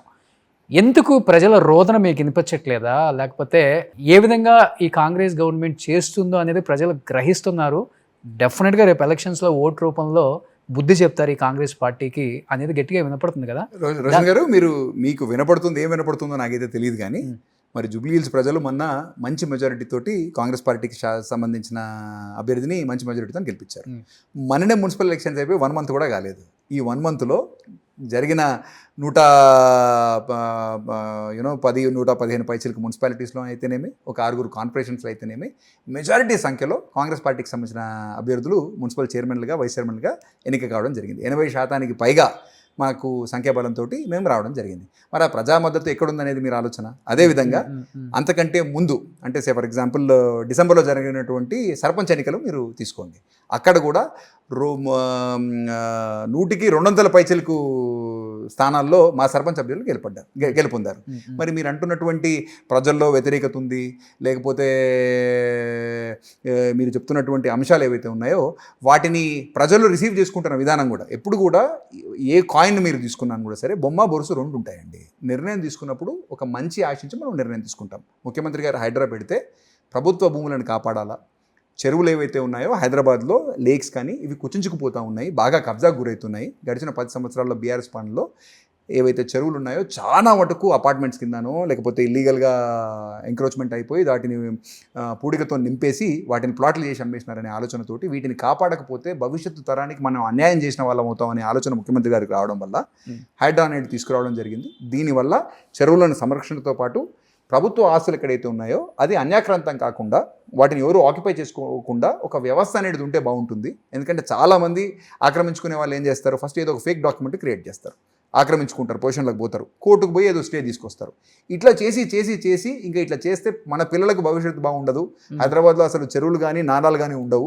రేపటి నాడు ఒకవేళ ఏదైనా ఫ్లడ్ వచ్చింది అనుకోండి, అప్పుడు మునిగిపోయేది కానీ అప్పుడు కొన్ని వేల సంఖ్యలో ప్రజలకు నష్టం జరుగుతుంది, లక్షల సంఖ్యలో ప్రాణాలు పోయేదానికి ఆస్కారం ఉంటుంది. కాబట్టి మన సిటీని మనం కాపాడుకోవాలా, చెరువులు కాపాడుకోవాలనే ఆలోచనతోనే మాట్లాడుకుంటుంటే విన్నారా, లేకపోతే మీరు ప్రాక్టికల్గా చూసారు? 100% మా జిల్లాకు సంబంధించినంత వరకు ఇప్పుడు మూసి మా జిల్లా నుంచి ప్రవహిస్తుందండి. సో మూసి వల్ల మాకు ఏవైతే సమస్యలు ఉన్నాయో లేకపోతే అక్కడ స్థానికంగా ఉన్నటువంటి ప్రజలు ఏ విధంగా ఇబ్బంది పడుతున్నారో అనేది ప్రత్యక్షంగా మేము కూడా చూసినాం. అధికారంలోకి వచ్చిన తర్వాత ముఖ్యమంత్రి గారు మా దగ్గర మూసి ప్రాంతంలో పాదయాత్ర కూడా చేసినారన్నమాట. సో ప్రజలకున్న సమస్యలను దృష్టిలో పెట్టుకుని వాటిని ఏ విధంగా పరిష్కారం చేస్తే బాగుంటుందో ఆలోచన చేసి ఆయన ఒక ప్రభుత్వ అధినేతగా ఆయన ఒక నిర్ణయం తీసుకున్నారు. డెఫినెట్లీ ఎక్కడన్నా ఎవరన్నా కొంతమంది ఇల్లీగల్గా ఎంక్రోచ్ చేసుకుని ఉంటే వాళ్ళని డిస్ప్లే చేసే ప్రయత్నం ఒకవేళ ప్రభుత్వం చేసి ఉంటే కనుక ఎక్కడో ఎవరైనా రూల్ ఆఫ్ లా అయితే ఉండాలి కదా. అంటే ఎంక్రోచ్మెంట్ చేసి ఎవరన్నా చిన్న గుడి చేసుకున్నా మరి చూస్తూనే ఊరుకుంటే ప్రతి ప్రభుత్వ భూమిలో ఎవరో ఒకళ్ళు ఎంకరేజ్మెంట్ చేస్తూనే ఉంటారు. కాబట్టి రూల్ ఆఫ్ లా అనేది ఉండాలి. కాబట్టి హైడ్రా వ్యవస్థ కానీ ప్రభుత్వం కానీ కొద్దిగా కఠినంగా ఉండకపోతే, ఇప్పుడు ఎగ్జామ్స్ వస్తాయి, తల్లిదండ్రులు కఠినంగా లేకపోతే పిల్లలు చదువుకోరు కదా. సో ప్రజలు కూడా పిల్లల్లాగానే ప్రభుత్వ అధినేతగా ముఖ్యమంత్రి గారు లేకపోతే ప్రభుత్వ వ్యవస్థలు ఎవరితో ఉన్నాయో కొన్ని కఠినమైన నిర్ణయాలు కొన్నిసార్లు తీసుకుంటే వ్యవస్థ పనిచేయాలా, ప్రజాస్వామ్యాన్ని కాపాడాలంటే సిస్టమ్ పనిచేయాలి. కాబట్టి ఖచ్చితంగా ఒక్కొక్కసారి కఠిన నిర్ణయాలు తీసుకోక తప్పదు. ఇప్పుడు డైరీ చైర్మన్ అయిన తర్వాత రేవంత్ రెడ్డి గారు ఎన్నిసార్లు కలిసారు? చాలాసార్లు కలిసారు. ఒక 20 సార్లు పైచిల్కే కలిసాను. 20 సార్లు పైచిల్కే కలిసి. ఓకే. అంటే కలిసినప్పుడు అంతా ఎలాంటి డిస్కషన్ వస్తుంది, డెవలప్మెంట్ అండ్ మిగతా ఎందుకంటే బాగా చదువుకున్న వ్యక్తి కదా మీరు, ఎంజీఈటీలో సైన్స్ ఎప్పుడు నన్ను కలిసేదానికి అవకాశం వచ్చినా నన్ను చూడంగానే అమిత్ బాగున్నావా, డైరీ ఎట్లుంది, డైరీని బాగా చేయాలా, దీన్ని పైకి తీసుకురావాలా, దీన్ని లాభాల బాగా పట్టించాలా, నువ్వు చదువుకున్నావు కాబట్టి మీ కుటుంబానికి డైరీ పట్ల మంచి అనుభవం ఉంది కాబట్టి నిన్ను చైర్మన్గా పంపించాను, మీ దగ్గర మంచి ఎండి ఉన్నాడు, మీరిద్దరు కలిసి డైరీకి సంబంధించిన స్థితిగతులు మార్చాలా, మంచి క్వాలిటీ పాలు ఇవ్వాలా, డైరీకి కూడా మీరు మీ బిజినెస్లో ఎట్లయితే మీరు మెలకువలతో మీరు బిజినెస్ నడుపుతారో పాలు అనేది వ్యాపారం కాబట్టి మీరు దీంట్లో లాభాలు కొంచెం ఒకవేళ వచ్చేదానికి అవకాశం ఉంటే ఎట్లా చేస్తే బాగుంటుంది ఏంటి. ఎందుకంటే ₹2 సంపాదిస్తే మార్కెటింగ్ బెటర్గా చేయొచ్చు, ఇంకా కొన్ని పార్లర్స్ పెట్టొచ్చు, ప్రజలకు బెటర్ సౌకర్యాలు కల్పించవచ్చు, రైతులకు కొద్దిగా ₹2 లాభం వస్తే బోనస్ కల్పించేదానికి ఆస్కారం ఉంటుంది. కాబట్టి దీన్ని లాభాల డైరెక్షన్లో ఎట్లా పనిచేయాలనో మీరు ఒకసారి ఆలోచన చేయండి, చిత్తశుద్ధితో పనిచేయని చెప్పి నేను కలిసిన ఎన్నిసార్లు కలిసినా అందులో సగం సార్లు నాకు ఇదే విషయం చెప్పారు. మిగతా సగం సార్లు ఆ రోజు ఉన్నటువంటి వ్యక్తిగతంగా రాజకీయంగా ఉన్న కొన్ని పాయింట్స్ కానీ లేకపోతే మీడియాతో ఒకవేళ ఏదైనా అటు ఇటు ఏదైనా చర్చ జరగాలంటే ఏం జరగాలి ఏం సంగతి ఏం కథ అనేది జనరల్ డిస్కషన్ ఉంటుంది తప్ప మరొకటి అయితే కాదు. అంటే ప్రజాక్షేత్రంలో డెఫినెట్గా ఒక ఎంపీగానో ఎమ్మెల్యేగా ఉండాలని మీ కోరిక, కానీ మీ జిల్లాలో ఇప్పుడున్న నాయకులను కాదని మీకు ఎక్కడన్నా సీట్ ఎలక్ట్ చేసే అవకాశం ఉందా అసలుకి? రాజకీయంగా ఎదుగుదామనే ఆలోచన నాకు ఉంది కాబట్టి మా పార్టీ నాకు ఏ అవకాశం ఇస్తుందో, ఇప్పుడు తొందరలో డీలిమిటేషన్ రాబోతుందని చెప్పేసి మా ముఖ్యమంత్రి గారు చెప్పారు. జనరల్లీ చర్చ కోసం నడుస్తూ ఉంది. ఈరోజు ఉన్నటువంటి మా జిల్లాలో ఉన్నటువంటి 12 స్థానాలకు గాను 11 స్థానాలు కాంగ్రెస్ పార్టీకి సంబంధించిన నాయకులే ఉన్నారు. 2 పార్లమెంట్ స్థానాలు కూడా మా నాయకులే ఉన్నారు. కాబట్టి ఇక్కడ ఏదో జరుగుతుందని చెప్పేసి నేనైతే అనుకోవట్లేదు. డీలిమిటేషన్ సందర్భంగా కొన్ని స్థానాలు పెరుగుతాయంటున్నారు కాబట్టి ఎక్కడ పెరుగుతాయి ఏంటి చూసుకొని అందులో నాకు ఒక అవకాశం కల్పించాల్సిందిగా నేను ఖచ్చితంగా మా పార్టీ నాయకత్వాన్ని కానీ మా పార్టీకి సంబంధించిన అంటే డెఫినెట్లీ యాజ్ అ రాజకీయ నాయకుడిగా మనం ప్రజాసేవ చేయాలంటే మనకు ఒక అవకాశం కావాలా, అవకాశం ఇవ్వాలని చెప్పేసి మా పార్టీని అడుగుతా. మా పార్టీ అడిగిన తర్వాత వాళ్ళు నాకు ఒక టికెట్ ఇచ్చి నాకు అభ్యర్థిత్వం ఖరారు చేస్తే అప్పుడు ప్రజల దగ్గరికి పోయి నాకు అవకాశం ఇస్తే మీకు చేయగలిగే పనులు ఏంటి, మంచి చెడ్డ ఏంటి అనేది నేను ప్రజలతో మాట్లాడి వాళ్ళని కన్విన్స్ చేస్తే కదా గెలిచేది. 100% పార్టీని అడగాల్సిందే. అవకాశం ఎక్కడ వస్తుంది డీలిమిటేషన్ తర్వాత అనేది వేచి చూడాల్సిందే. కానీ మీ నాన్న ఈస్ట్ అంటే ఆయన వెస్ట్ అంటారు కదా, మీ నాన్నగారిని చాలా సమయాలలో ఆయన కూడా విభేదించి మాట్లాడారు. ఎవరు? గుత్తా సుఖేందర్ రెడ్డికి సిగ్గుందా, ఇప్పుడు ఒక పార్టీ అప్పుడు ఒక పార్టీ మాట్లాడు, వాళ్ళకి వీళ్ళకి ఫోన్ చేసి పార్టీ మారరాదని చెప్తుంటాడు. ఎవరు? రేవంత్ రెడ్డి గారు. ఆయన ఈస్ట్ అంటే ఆయన వెస్ట్ అంటారు. ఆయన కొడుకు కాబట్టి ఎట్లా ఉంటుంది అసలుకి? ఏం లేదండి, రాజకీయంగా కొన్నిసార్లు మనం కొన్నిసార్లు పరిస్థితులకు అనుగుణంగా మాట్లాడాల్సి వస్తుంది. అది సుఖేందర్ రెడ్డి గారు మాట్లాడినా, రేవంత్ రెడ్డి గారు మాట్లాడినా, వెంకటరెడ్డి గారు మాట్లాడినా, నేను మాట్లాడినా, మనము ఆ రోజు ఉన్నటువంటి రాజకీయ కారణాల దృష్ట్యానో లేకపోతే కొన్నిసార్లు మనం మాట్లాడవచ్చు. కాకపోతే అవేవో వాటిని దృష్టిలో పెట్టుకొని మనం భవిష్యత్తులో పనిచేయాలనే ఆలోచనతోనైతే కాదు. ఒకటే పార్టీలు ఉన్నప్పుడు ఒకటే ఫిలాసఫీ, ఒకటే పాలసీ, పార్టీకి సంబంధించిన స్టాండు. ఈరోజు ముఖ్యమంత్రి గారు రేవంత్ రెడ్డి గారు ఏ కార్యాచరణ చెప్పినా మంత్రివర్గం కానీ, లేకపోతే ఎమ్మెల్యేలు కానీ, లేకపోతే కార్పొరేషన్ చైర్మన్లుగా మేమందరం కానీ ఆయన డైరెక్షన్ తగ్గట్టుగా, మా మహేష్ అన్న పార్టీకి సంబంధించిన డైరెక్షన్గా, పార్టీకి సంబంధించిన అధినాయకత్వం ఏదైతే మా ఏఐసిసి ఉందో వాళ్ళ నిర్దేశన ప్రకారం మాకు ఏ కార్యక్రమాలు ఇచ్చినా, ఏ డైరెక్షన్ ఇచ్చినా దానికి తగ్గట్టుగా పనిచేస్తాను తప్ప మరొకటైతే కాదు. రేవంత్ రెడ్డి గారు సీఎం, కానీ కాంగ్రెస్ పార్టీలో షాడో సీఎంలు ఎక్కువ అనే ఒక కామెంట్ ఎక్కువ వినపడుతుంది కదా. ఎవరు చెప్పారు? కామెంట్ ఏంటి? ఎవరు షాడో సీఎంస్ అంటే మీకు ఎవరు కనబడుతున్నారు? అదే చాలా మంది ఉంటారు కదా. లైక్ అంటే చాలా మంది, ఇప్పుడు కురేషిన్ అంటారు, రోహిన్ రెడ్డిని అంటారు, వేం నరేందర్ రెడ్డిని అంటారు. వ్యక్తిగతంగా నేను మా జిల్లాకు సంబంధించినంత వరకు మా కోమటిరెడ్డి వెంకటరెడ్డి గారికో లేకపోతే మా ఉత్తమ్ కుమార్ రెడ్డి గారి దగ్గరకో నేను అటో ఇటో, ఎందుకంటే జిల్లాకు సంబంధించిన ఎదిగే నాయకుడు, ఆయన పేరు కూడా చెప్తారు, ఉత్తమ్ గారి పేరు, ఎదిగే నాయకుడిగా నేను మా మంత్రులతో దగ్గరికి పోయి వాళ్ళతో పనులు కానీ లేకపోతే మంచి చెడ్డ వాళ్ళతో చేసుకోకపోతే ఎవరితో చేసుకుంటాను. సో నేను వాళ్ళ దగ్గరికి పోయినప్పుడు ఈయన షాడో మంత్రి అని చెప్పేసి ఒకవేళ మీడియాలో ఏమైనా చర్చ జరిగితే అది ఏముంటుంది, టీఆర్పీస్ గురించి మీడియాలో జరిగే చర్చ గురించి నేను సమాధానం చెప్పాల్సిన అవసరం లేదు. కాంగ్రెస్ పార్టీలో ఒకటే ముఖ్యమంత్రి, ఒకటే ఉప ముఖ్యమంత్రి, పార్టీకి సంబంధించినంత వరకు ఒకటే అధ్యక్షులు వారు ఉన్నారు. వాళ్ళ డైరెక్షన్లో అందరం పనిచేస్తాం తప్ప మరొకటి కాదు. ఓకే, బట్ మీకు నచ్చుతుందా రేవంత్ రెడ్డి గారి లీడర్షిప్ క్వాలిటీస్ కానీ, లేకపోతే ఆయనకున్న డేర్ కావచ్చు, ఏదైనా డైనమిక్గా ఏదైనా మాట్లాడగలరు అండ్ ఫైట్ చేయగలరు? రేవంత్ రెడ్డి గారికి ఉన్నటువంటి నాయకత్వ లక్షణాలు చాలా అరుదుగా ఉంటాయండి. సో అట్లాంటి నాయకత్వ లక్షణాలు ఏవైతే ఉన్నాయో ఆ నాయకత్వ లక్షణాలు మా అందరికి కూడా ఒక ఇన్స్పిరేషన్ లాగానే ఉంటాయి. ఏం నేర్చుకున్నారు? పోరాట పటిమ, ఆయన నాయకత్వ పోరాట పటిమ. తను కూడా ఎన్నిసార్లు చెప్తారు, నేను చాలా కింది స్థాయి నుంచి రాజకీయంగా ఈరోజు ఆయన ఈ పొజిషన్కి వచ్చారంటే మామూలు విషయం కాదు కదా. కాంగ్రెస్ పార్టీలో జాతీయ స్థాయిలో ఉద్దండులు ఉన్నటువంటి పార్టీలో ఆయన ఈరోజు ఒక ముఖ్యమంత్రిగా పదవి బాధ్యతలు చేపట్టడం అనేది మామూలుగా జరిగే విషయం కాదు. చుట్టమే కదండి, రిలేటివ్. ఏంటి మీకు బాబాయ్ అవుతారా, మామయ్య అవుతారా? వరుసకి బాబాయ్ అవుతారు. బాబాయ్ అనే పిలుస్తారా, సీఎం గారు అంటారా? సార్ అని పిలుస్తాం. సార్ అనే ఫస్ట్ నుంచి కూడా అన్న అని పిలిచేవాడిని. ఇప్పుడు ముఖ్యమంత్రిగా తన బాధ్యత తీసుకున్న తర్వాత మనం ముఖ్యమంత్రి హోదాకి తగ్గట్టుగా మనం వ్యవహరించాలి కాబట్టి సరే అని పిలుస్తాను. అనలేదా? ఎందుకు ఇది ఇంతకుముందు అన్న అంటావు కదా, మళ్ళీ ముఖ్యమంత్రి అయిన తర్వాత ఎందుకు సార్ అని పిలుస్తాను? పర్సనల్గా మాట్లాడినప్పుడు అన్న అనొచ్చు, ప్రభుత్వ ప్రోగ్రామ్స్లోనో అక్కడ బయట కలిసినప్పుడు సార్ అంటాం కదా. కానీ ఎక్కువ మంది రేవంత్ రెడ్డి గారు అన్న అని అంటారు కదా. పొలిటికల్గా అందరినీ కూడా వయసులో చిన్న అయినా పెద్ద అయినా అని కూడా సరే అన్న అని సంబోధించడం, గౌరవించడం అనేది ఏ రాజకీయ నాయకుడికైనా ఉండాల్సిన అవసరము, సంస్కారం కూడా. ఓకే, బాగా లౌక్యం తెలుసుకున్నారండి. రాజకీయాల్లోకి రాకముందే చాలామంది బయట చెప్తూ ఉంటే గుత్తా సుఖేందర్ రెడ్డి గారి అబ్బాయి చాలా క్లవర్ అంటే మనం ఏదో అనుకుంటాం కదా. బట్ మీతో ఇప్పుడు 1-to-1 ఇంటరాక్షన్ చూస్తే క్లవర్ ఒకటే కాదు, క్లవర్తో పాటు మంచితనము, పని చేయాలనే తపన అన్ని మిక్స్ ఉన్నాయి. భవిష్యత్తులో తెలుసుకుందాంలే. ఎందుకంటే మీరు కరోనా టైంలో కూడా ఆక్సిజన్ అవి సప్లై చేశారు, కొంతమందికి ఎవరికో మెడికల్ సీట్స్ ఒక అమ్మాయికి కూడా చదివిస్తున్నారని విన్నాను. అండ్ గ్రూప్స్కి ప్రిపేర్ అయ్యే వాళ్ళు, ఎస్పెషల్లీ పోలీస్ రంగం కావచ్చు, బ్యాంకింగ్ కావచ్చు, అలాంటి వాళ్ళకి ఫిజికల్ ట్రైనింగ్ కావచ్చు, ఫుడ్ కావచ్చు, వాళ్ళకి అకామిడేషన్ అంతా ఫ్రీ ఇస్తున్నారని విన్నాను నేను కూడా. మీ తాతగారి పేరు మీద ట్రస్ట్ ఏదో ఓపెన్ చేసి. గుడ్.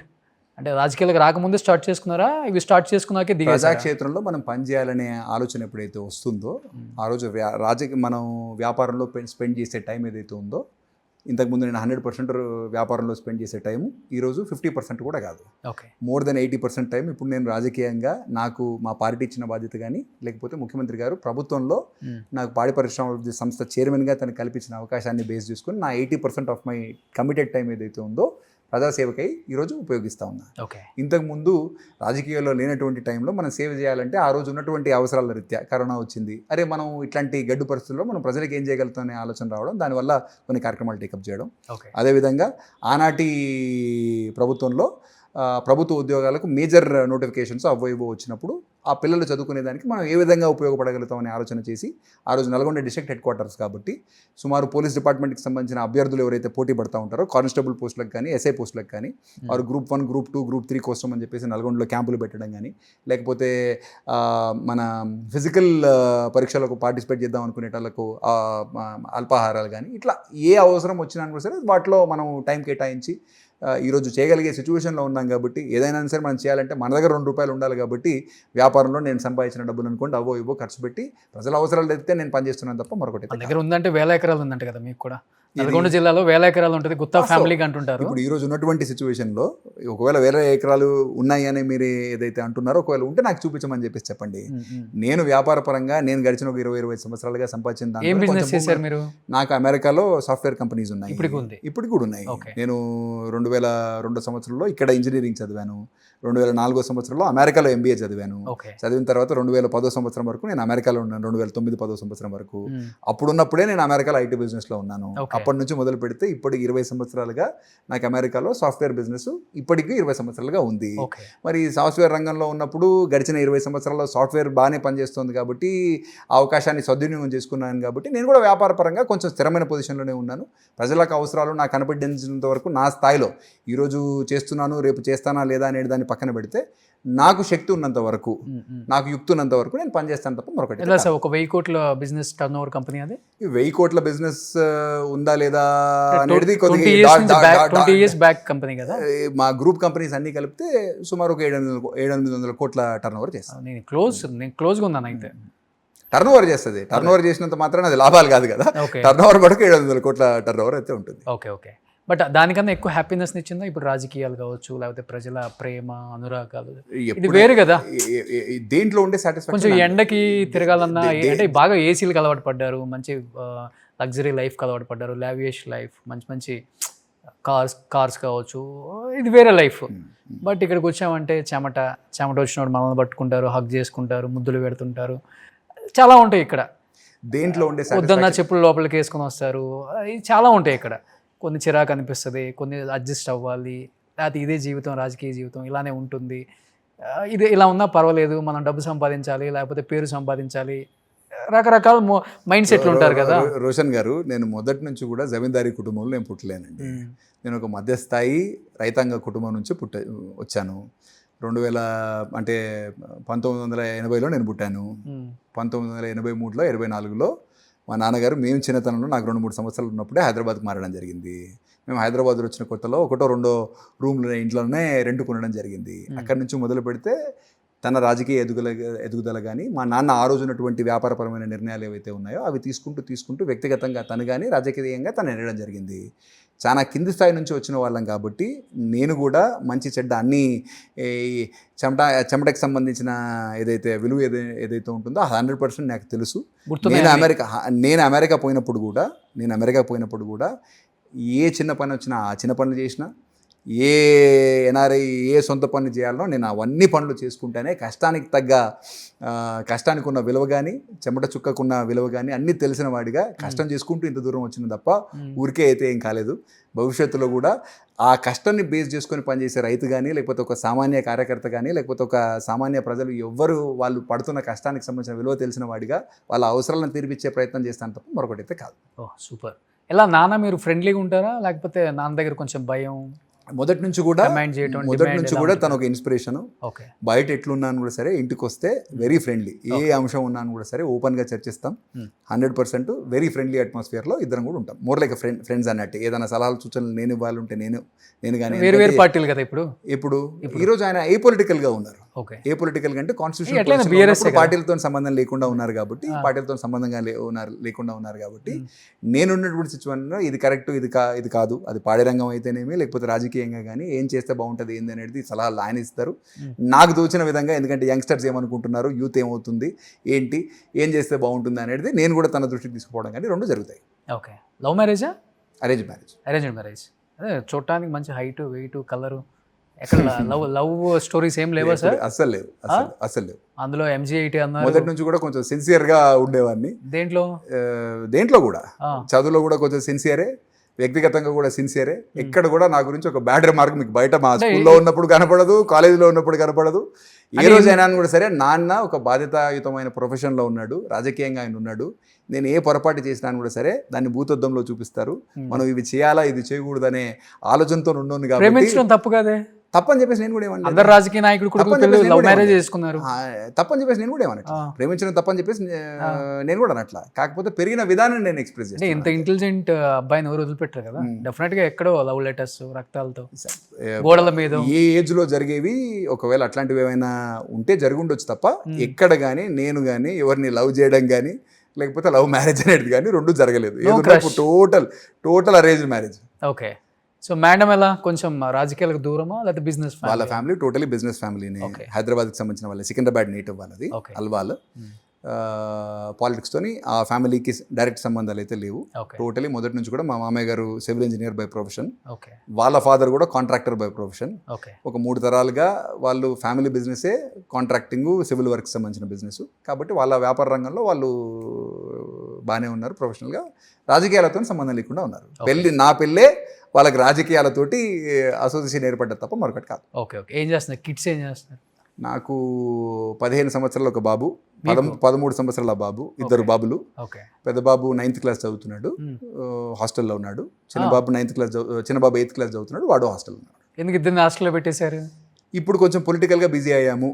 హైదరాబాద్లో కొద్దిగా ఈ ఏజ్ పిల్లల్లో కొద్దిగా ఎప్పుడైతే మేము యాజ్ పేరెంట్స్ బిజీగా ఉంటామో కొద్దిగా వాతావరణం కానీ కొంచెం మాకు కూడా డ్రగ్ కల్చర్ అని చెప్పేసి నేను చెప్పను. కాకపోతే లోపల ఎక్కడనో ఒక దగ్గర కొంచెం అసోసియేషన్స్, ఫ్రెండ్షిప్స్, ప్రతిదాన్ని మనం మానిటర్ చేయలేం కదా అనే ఒక ఫీలింగ్. టైం కూడా ఇప్పుడు కేటాయించలేకపోతున్నాం కాబట్టి, మగపిల్లలు కాబట్టి కొద్దిగా వాళ్ళను హాస్టల్లో పెట్టడం వల్ల ఇండిపెండెన్స్, వాళ్ళ క్యారెక్టర్ ఫార్మేషను, ఎప్పటినాడు నేనున్నా లేకపోయినా వాళ్ళ జీవితాలు బాగుండాలంటే వాళ్ళు కొంచెం ఇండిపెండెంట్గా పెరగాలి. కాబట్టి ఆ ఆలోచనలు వాళ్ళకి హాస్టల్లో ఉంటే బెటర్గా ఉంటాయి అనే ఆలోచన చేసి వాళ్ళను 7th క్లాస్ అయిపోయిన తర్వాత హాస్టల్లో వేయడం. Great sir. అందరూ ఆడపిల్లలను అలా పెంచాలనుకుంటారు, మీరు మగపిల్లలను కూడా ఎంత ఇండిపెండెంట్ అయితే మంచిదే కదా. గ్రేట్. అది మిస్ అవుతుందా? డెఫినెట్లీ. ఎందుకు మిస్ అవుతాం? మన లాస్ట్ వీకే ఇక్కడ ఉన్నారు. ఒక 2-3 డేస్ బ్యాక్ హాలిడేస్ ఉన్నాయి కాబట్టి వచ్చిపోయారు. ఇప్పుడు పెద్దోడు సింగపూర్లో చదువుతున్నాడు, చిన్నోడు బెంగళూరులో ఉన్నాడు. బెంగళూరు. సూపర్. సో ఇప్పుడు బీఆర్ఎస్లో ఉన్నప్పుడు డెఫినెట్గా కేటీఆర్ గారితో ఎంత మీకు ఒక అన్న అని ఒక బాండింగ్ ఉంటుందో, డెఫినెట్గా కవిత గారితో కూడా డెఫినెట్లీ అదే సిస్టర్ బాండింగ్ అయితే ఉంటుంది. పిల్లల హాస్టల్లో ఇస్తున్నప్పుడు కూడా కేటీఆర్ గారు పర్సనల్గా నాకు చెప్పినారు, అమిత్ నా అనుభవం, ఆయన హాస్టల్లో పెరిగాడు. సో నేను హాస్టల్లో పెరగడం వల్ల కొద్దిగా ఫ్యామిలీతో నాకు కొద్దిగా గ్యాప్ ఏర్పడ్డది. నువ్వు మటుకు అట్లా చేసుకోకు, పిల్లల్ని హాస్టల్లోకి హాస్టల్లో వేయకని చెప్పేసి ఆయన వ్యక్తిగతంగా నాకు అడ్వైజ్ ఇవ్వడం జరిగింది. సో పర్సనల్ ర్యాప్ ఆయనతో టీఆర్ఎస్లో ఉన్నప్పుడు ఉండింది. సో ఇప్పుడు కూడా అప్పుడప్పుడు ఫోన్లో మాట్లాడుకుంటాం. ఇప్పుడు లేదు, పార్టీలు మారితే ఫోన్లో మాట్లాడుకుంటాం. కాకపోతే అయినా కూడా సరే మనము వ్యక్తిగతంగా మనకి ఇంతకుముందు ఉన్న అసోసియేషన్ ఒక్కొక్కసారి పార్టీల ద్వారా మనం విడిపోయిన తర్వాత గౌరవం ఇచ్చిపుచ్చుకోవచ్చు, తప్పలేదు. కాకపోతే పర్సనల్ రిలేషన్షిప్ ఇంతకుముందు కూడా తను పార్టీకి సంబంధించిన కార్యనిర్వాహక అధ్యక్షుడిగా లేకపోతే మా అందరికీ ఒక గైడింగ్ ఫోర్స్ లాగా ఆయన ఉండే, ఆయన కింద పనిచేసాం కాబట్టి అంతవరకు ఇదే తప్ప పర్సనల్గా క్లోజ్గా ఫ్యామిలీతో అసోసియేషన్ వాళ్ళ కుటుంబంతో. చెప్పాలంటే ఇప్పుడు పేరుకే కాంగ్రెస్ బీఆర్ఎస్ కానీ బీఆర్ఎస్లో ఉన్న ఎంతమంది లీడర్స్కి కాంగ్రెస్ లీడర్స్తో మంచి బాండింగ్ లేదు. వ్యక్తిగత సీఎం గారికి మరీ కావాలని చెప్పేసి పెళ్ళిళ్ళకి వచ్చిన వాళ్ళని, ఇప్పుడు యాక్చువల్గా చెప్పాలంటే పార్టీలు వేరైనా మంచి ఫ్రెండ్స్ కాబట్టి పెళ్ళిళ్ళకి పిలుచుకుంటాం, అది మంచి సాంప్రదాయం. బట్ అపోజిషన్ లీడర్స్ వచ్చినప్పుడు వచ్చి ఒక ఫోటో దిగి అక్షంతలు వేసి వెళ్ళిపోవడం వరకే చూస్తాం ఎక్కడైనా కానీ. మీరు మరీ ఎక్కువ సీఎం గారికి ఎక్కువ బీపీ తెప్పించడానికి అసలు హగ్గులు చేసుకోవడం, ఈకలెక్కలు పక్కపక్కలు, అసలు ఎలా ఉంటుందంటే మీ తెలంగాణలో ఈ మధ్య జనరలీ అంటే ఒకటి రోషన్ గారు, తెలంగాణలో ఆంధ్రాలో ఉన్నంత పొలిటికల్ పోలరైజేషన్ లేదండి. ఇక్కడ కొద్దిగా మొదటి నుంచి కూడా ఇక్కడ చాలా మటుకు నాయకుల్లో వారి కార్యకర్తల్లో కూడా మీకు వీళ్ళు రాజకీయంగా మనకు ప్రత్యర్థులే తప్ప శత్రువులు కాదు అనే ఏదైతే ఒక ఫీలింగ్ ఉందో ఒక మంచి సాంప్రదాయం ప్రజల్లో కూడా ఉంది, మనలో కూడా ఉండాలా, నాయకుల్లో ఉండాలా, కార్యకర్తల్లో ఉండాలా. ఎందుకంటే మనకు పదవులు శాశ్వతం కాదు, పాలసీ ప్రకారం మనకు భేదాభిప్రాయాలు ఉండొచ్చు, ఐడియాలజీస్ వేరేగా ఉండొచ్చు తప్ప మనం ఏదో ఒకళ్ళనొకళ్ళు కొట్టుకోవడం కానీ ఆ రోజులు కూడా పోయినాయి. మన తెలంగాణ సంస్కృతి కూడా అది కాదు, అదే కల్చర్ అట్లనే కంటిన్యూ అయితేనే బాగుంటుంది తప్ప మరొకటి కాదు. ఓకే. సో ఇందాక కవిత గారు టాపిక్ వచ్చినప్పుడు, సో కేటీఆర్ గారు యాజ్ ఏ బ్రదర్గా మంచి రిలేషన్ ఉండేదని చెప్పారు, యాజ్ ఏ సిస్టర్గా ఆమెతో కూడా ఉంటుండదు. ఈరోజు చూస్తే లిక్కర్ కేసులో క్లీన్ చిట్ ఇచ్చింది, ఎటువంటి తప్పు చేయలేదు మీరు, ఎటువంటి ఆధారాలు లేవు, కేసు కొట్టేస్తున్నాం అని చెప్పి. కేజ్రీవాల్ గారు అయితే ఏడ్ చేశారు, మీరు లైవ్ కూడా చూసుంటారు, వాళ్ళ వైఫ్ అతను అందరూ ఏడ్ చేశారు. ఎటువంటి ఆధారాలు లేకుండా జైల్లో పెట్టి కావాల్సి హెరాస్ చేసి ప్రజల్లో ఒక దొంగగా చూపించారు. అటు ఆయన కావచ్చు, ఇటు కవిత గారు కూడా కావచ్చు. ఫస్ట్ నుంచి కూడా నేను ఈ కేసులో లేను, క్లీన్ చిట్ వస్తుందని చెప్పేసి ఆరోపణలు నమ్మొద్దు. 5.5 నెలలు నన్ను, నా ఫ్యామిలీతో, నా పిల్లల్ని దూరంగా జైల్లో వేసేసారు. నన్ను ఎవరు పట్టించుకోకపోయినా కానీ తెలంగాణ ప్రజానీకం నమ్మింది. ఈరోజు అదే జరిగిందని చెప్పేసి ఆమె కూడా ఎమోషనల్ అయ్యారు వాళ్ళ అబ్బాయిని హక్ చేసుకొని. ఏంటి కవిత గారితో ఆ కుటుంబం బాండింగ్ ఇది అనేది జనం అనేది చూస్తున్నారు, అబ్జర్వ్ చేస్తున్నారు, మనం చెప్పనక్కర్లేదు. కానీ మీకేమనిపించింది? అంటే డెఫినెట్గా ఇప్పుడు మనము ప్రూవ్ చేయనప్పుడు 100% కోర్టు ఇచ్చిన జడ్జిమెంట్ కానీ ఈరోజు ఏదైతే ఉందో, ఎందుకంటే మన శాసన వ్యవస్థలో కానీ మన రాజ్యాంగంలో ఏదైనా ఇష్యూ ఆర్బిట్రేషన్లో కానీ లిటిగేషన్లో కానీ ఉన్నప్పుడు కోర్టు తీర్పు ఫైనల్ తీర్పు. ఆ రోజు ఎంక్వైరీ చేస్తున్నటువంటి ఏజెన్సీస్ వాళ్ళు ఏవైతే ఆరోపణలు కానీ ఏదైతే ఛార్జ్ షీట్ దాఖలు చేశారో దాన్ని ఎవిడెన్స్ త్రూ ప్రూవ్ చేయగలిగితేనే ఎవరైనా కూడా సరే కన్విక్ట్ అయ్యేది. ప్రూవ్ చేయలేకపోయారు కాబట్టి డెఫినెట్లీ వాళ్ళని నిర్దోషులుగా ఈరోజు ప్రకటించడం జరిగింది. వాస్తవంగా తప్పు జరిగిందా లేదా అనేది కవిత గారి అంతరాత్మకు, కేజ్రీవాల్ గారి అంతరాత్మకే తెలుస్తుంది తప్ప, వాళ్ళ మనోసాక్షికే తెలుస్తుంది తప్ప ఎవరికి తెలియదు. ప్రూవ్ చేయగలిగారా లేదా, బాగా ప్రూవ్ చేయగలిగారా లేదా, అసలు ఎందుకు ప్రూవ్ చేయలేకపోయారో అనేది ఇన్వెస్టింగ్ ఏజెన్సీస్ తెలుస్తాయి. నేను మటుకు ఈరోజు ఉన్నటువంటి సిచ్యువేషన్లో ఒకవేళ కవిత గారు నిజంగానే ఆ పొరపాటు కనుక ఒకవేళ చేసేదానికి ఆస్కారం ఉందా లేదా అనేది మాకు తెలియదు. మాకు కూడా మీడియా త్రూ కానీ లేకపోతే మేము కూడా మీలాగానే సామాన్యంగా మాకు తెలుస్తున్నటువంటి ఇన్ఫర్మేషనే తప్ప ఇక వ్యక్తిగతంగా జరిగిందా లేదా అనేది దానికి సంజాయిషి కానీ ఎక్స్ప్లెనేషన్ తనే ఇవ్వగలగాలి తప్ప నేను దాని గురించి పెద్దగా కామెంట్ చేసేదానికి ఏం లేదండి. రాబోతున్నారండి కవిత గారు కాంగ్రెస్లోకి వస్తారని ఒక ప్రచారం గట్టిగా జరుగుతుంది కదా. సరే, రాజకీయంగా తను సెపరేట్గా పార్టీ పెడతారు అనేది బయట మీడియాలో కానీ అదర్వైజ్ మనకు వినపడేది. కాంగ్రెస్లో రాగలుగుతారా, వచ్చేదానికి ఆలోచన ఉందా లేదా అనేది నేనైతే వినలేదు. నా స్థాయి కూడా అది కాదు. మరి పై స్థాయిలో మా పార్టీకి సంబంధించిన అధినాయకత్వంతో కానీ ఇంకెవరితో కానీ ఏమైనా చర్చ జరుగుతుందా లేదా అనేది నాకు కూడా తెలీదు. బట్ మనకు తెలియని దాని గురించి మనం ఆలోచన చేసినా మాట్లాడినా వేస్ట్ అవుతుంది. కాబట్టి నా స్థాయిలో డెఫినెట్లీ నాకు అది వాస్తవంగా అసలు చర్చ ఉందా లేదా, తనకి ఇంట్రెస్ట్ ఉందా లేదా, బయట మీడియాలో ఓపెన్గా తనే నేను ఒక సెపరేట్ పార్టీ పెడతా, ఆల్రెడీ రిజిస్ట్రేషన్ వరకు పోయింది. మన ఎలక్షన్లో కూడా ఎక్కడనో కొన్ని టికెట్స్ తన చేతి నుంచి ఎవరికో ఇవ్వడం చూసాం. కాబట్టి కాంగ్రెస్ పార్టీలో జాయిన్ అవుతుందనేది నేనైతే అనుకోవట్లేదు. మరి మనకు తెలియని విషయాలు భవిష్యత్తులో ఏం జరుగుతాయో చూద్దాం. ఎవరు మీ పార్టీలో మీ ఏజ్ గ్రూప్ అంటే మీకు బాగా షింక్ అయ్యి ఓకే ఓపెన్గా మాట్లాడుకోవడం కానీ, ఆ ఫ్రెండ్షిప్ కానీ ఎవరితో ఎక్కువ? చాలా మంది నాయకులు ఇప్పుడు మా జిల్లాకు సంబంధించినంత వరకు రఘువీర్ కానీ లేకపోతే జయవీర్ గారు కానీ ఇద్దరు కూడా నా కంటెంపరీసే. ఐ థింక్ రఘు గారు నాకంటే కొంచెం పెద్ద, జయవీర్ గారు నాకంటే కొంచెం చిన్న. అదేవిధంగా చామల కిరణ్ గారు. వాళ్ళిద్దరు అసలు మీడియాకి ఎప్పుడు అడ్రస్ చేయరు, ఏ ఇంటర్వ్యూస్ ఇవ్వరు, చాలా దూరంగా ఉంటారు మీడియాకి. ఏం లేదే, నా ఎందుకు మనం కాన్స్టిట్యున్సీకి పోయినప్పుడు జయవీర్ గారు ఎప్పుడు కాన్స్టిట్యున్సీలో అవైలబుల్ ఉంటారు. రఘువీర్ గారు పార్లమెంట్ సెషన్స్ జరుగుతున్నప్పుడు ఆయన ఢిల్లీలో ఉంటారు. కాబట్టి ఆయన మీరు ఒకవేళ ఢిల్లీలో పోయి ఎప్పుడన్నా ఏదైనా ఆయన అక్కడ అవైలబుల్ ఉంటారు. కాబట్టి ఎవరి బాధ్యతలకు తగ్గట్టుగా వాళ్ళు పనిచేస్తారు తప్ప, మీరు ఒకవేళ నన్ను ఇంటర్వ్యూ అడిగారు, మీరు ఒకవేళ జయవీర్ గారిని ఇంటర్వ్యూ అడుగుంటే జయవీర్ గారు మీకు కూడా ఇంటర్వ్యూ ఇస్తారు కదా, దాంట్లో ఉంది. అడిగాను ఒక 2-3 టైమ్స్.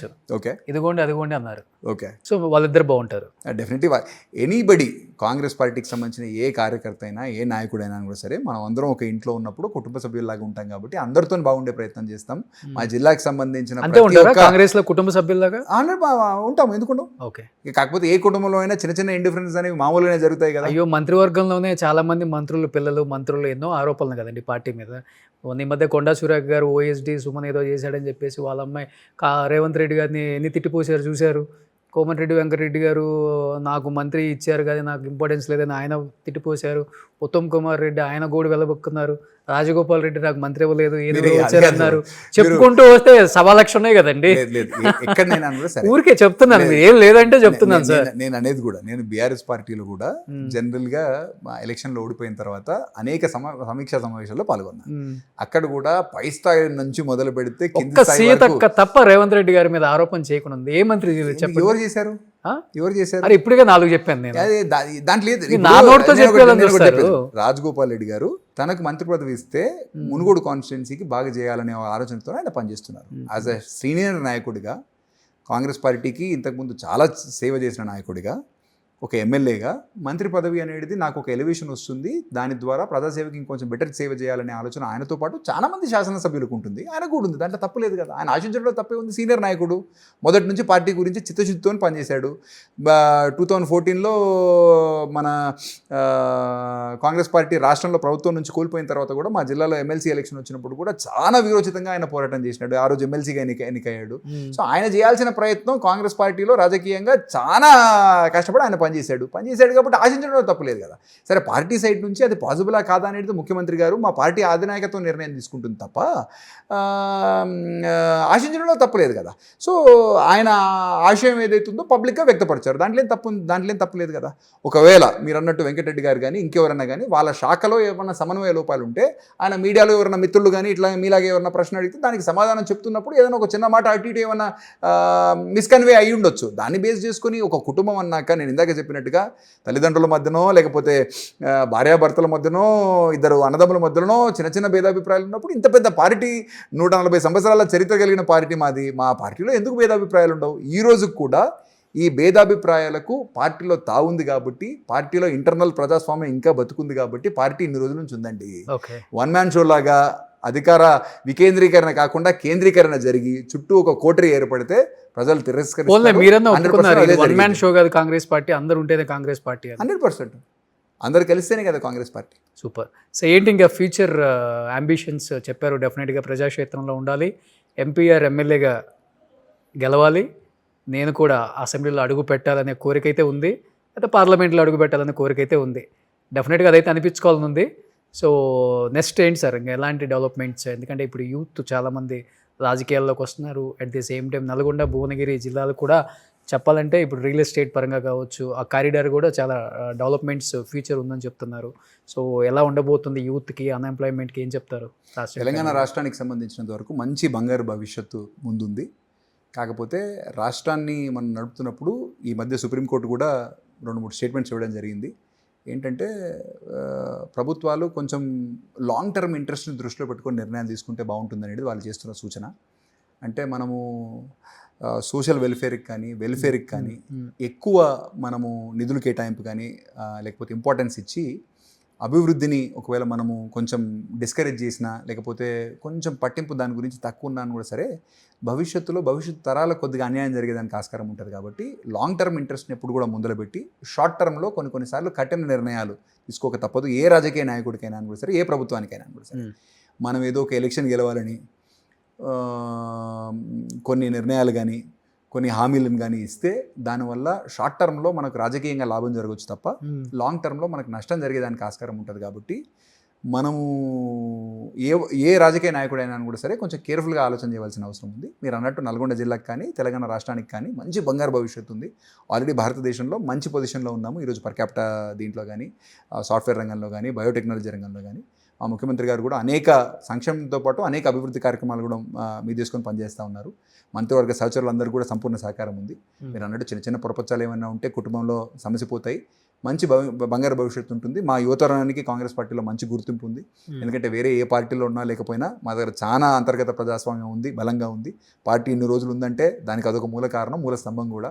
కాబట్టి భవిష్యత్తులో కాంగ్రెస్ పార్టీ భారతదేశంలో రాహుల్ గాంధీ గారిని ప్రధానమంత్రిగా చూడాలనే ఆలోచనతోటి ఇక్కడ మాకు ముఖ్యమంత్రి గారు చెప్తున్నట్టు మరొకసారి కాంగ్రెస్ పార్టీని అధికారంలో రావాలనే సంకల్పంతో నా స్థాయిలో కానీ మా కాంగ్రెస్ పార్టీ కార్యకర్తలు, నాయకులు, జిల్లా స్థాయి నాయకులు అందరం కూడా కలిసికట్టుగా పనిచేస్తామని చెప్పేసి ఆలోచన చేస్తున్నాం తప్ప మరొకటి కాదు. Super. Thank you so much Amit Reddy గారు. Thank you Roshan. సుమన్ టీవీలో మీ పర్సనల్ అండ్ బిజినెస్ ప్రమోషన్స్ కోసం కింది నెంబర్కి కాంటాక్ట్ చేయండి.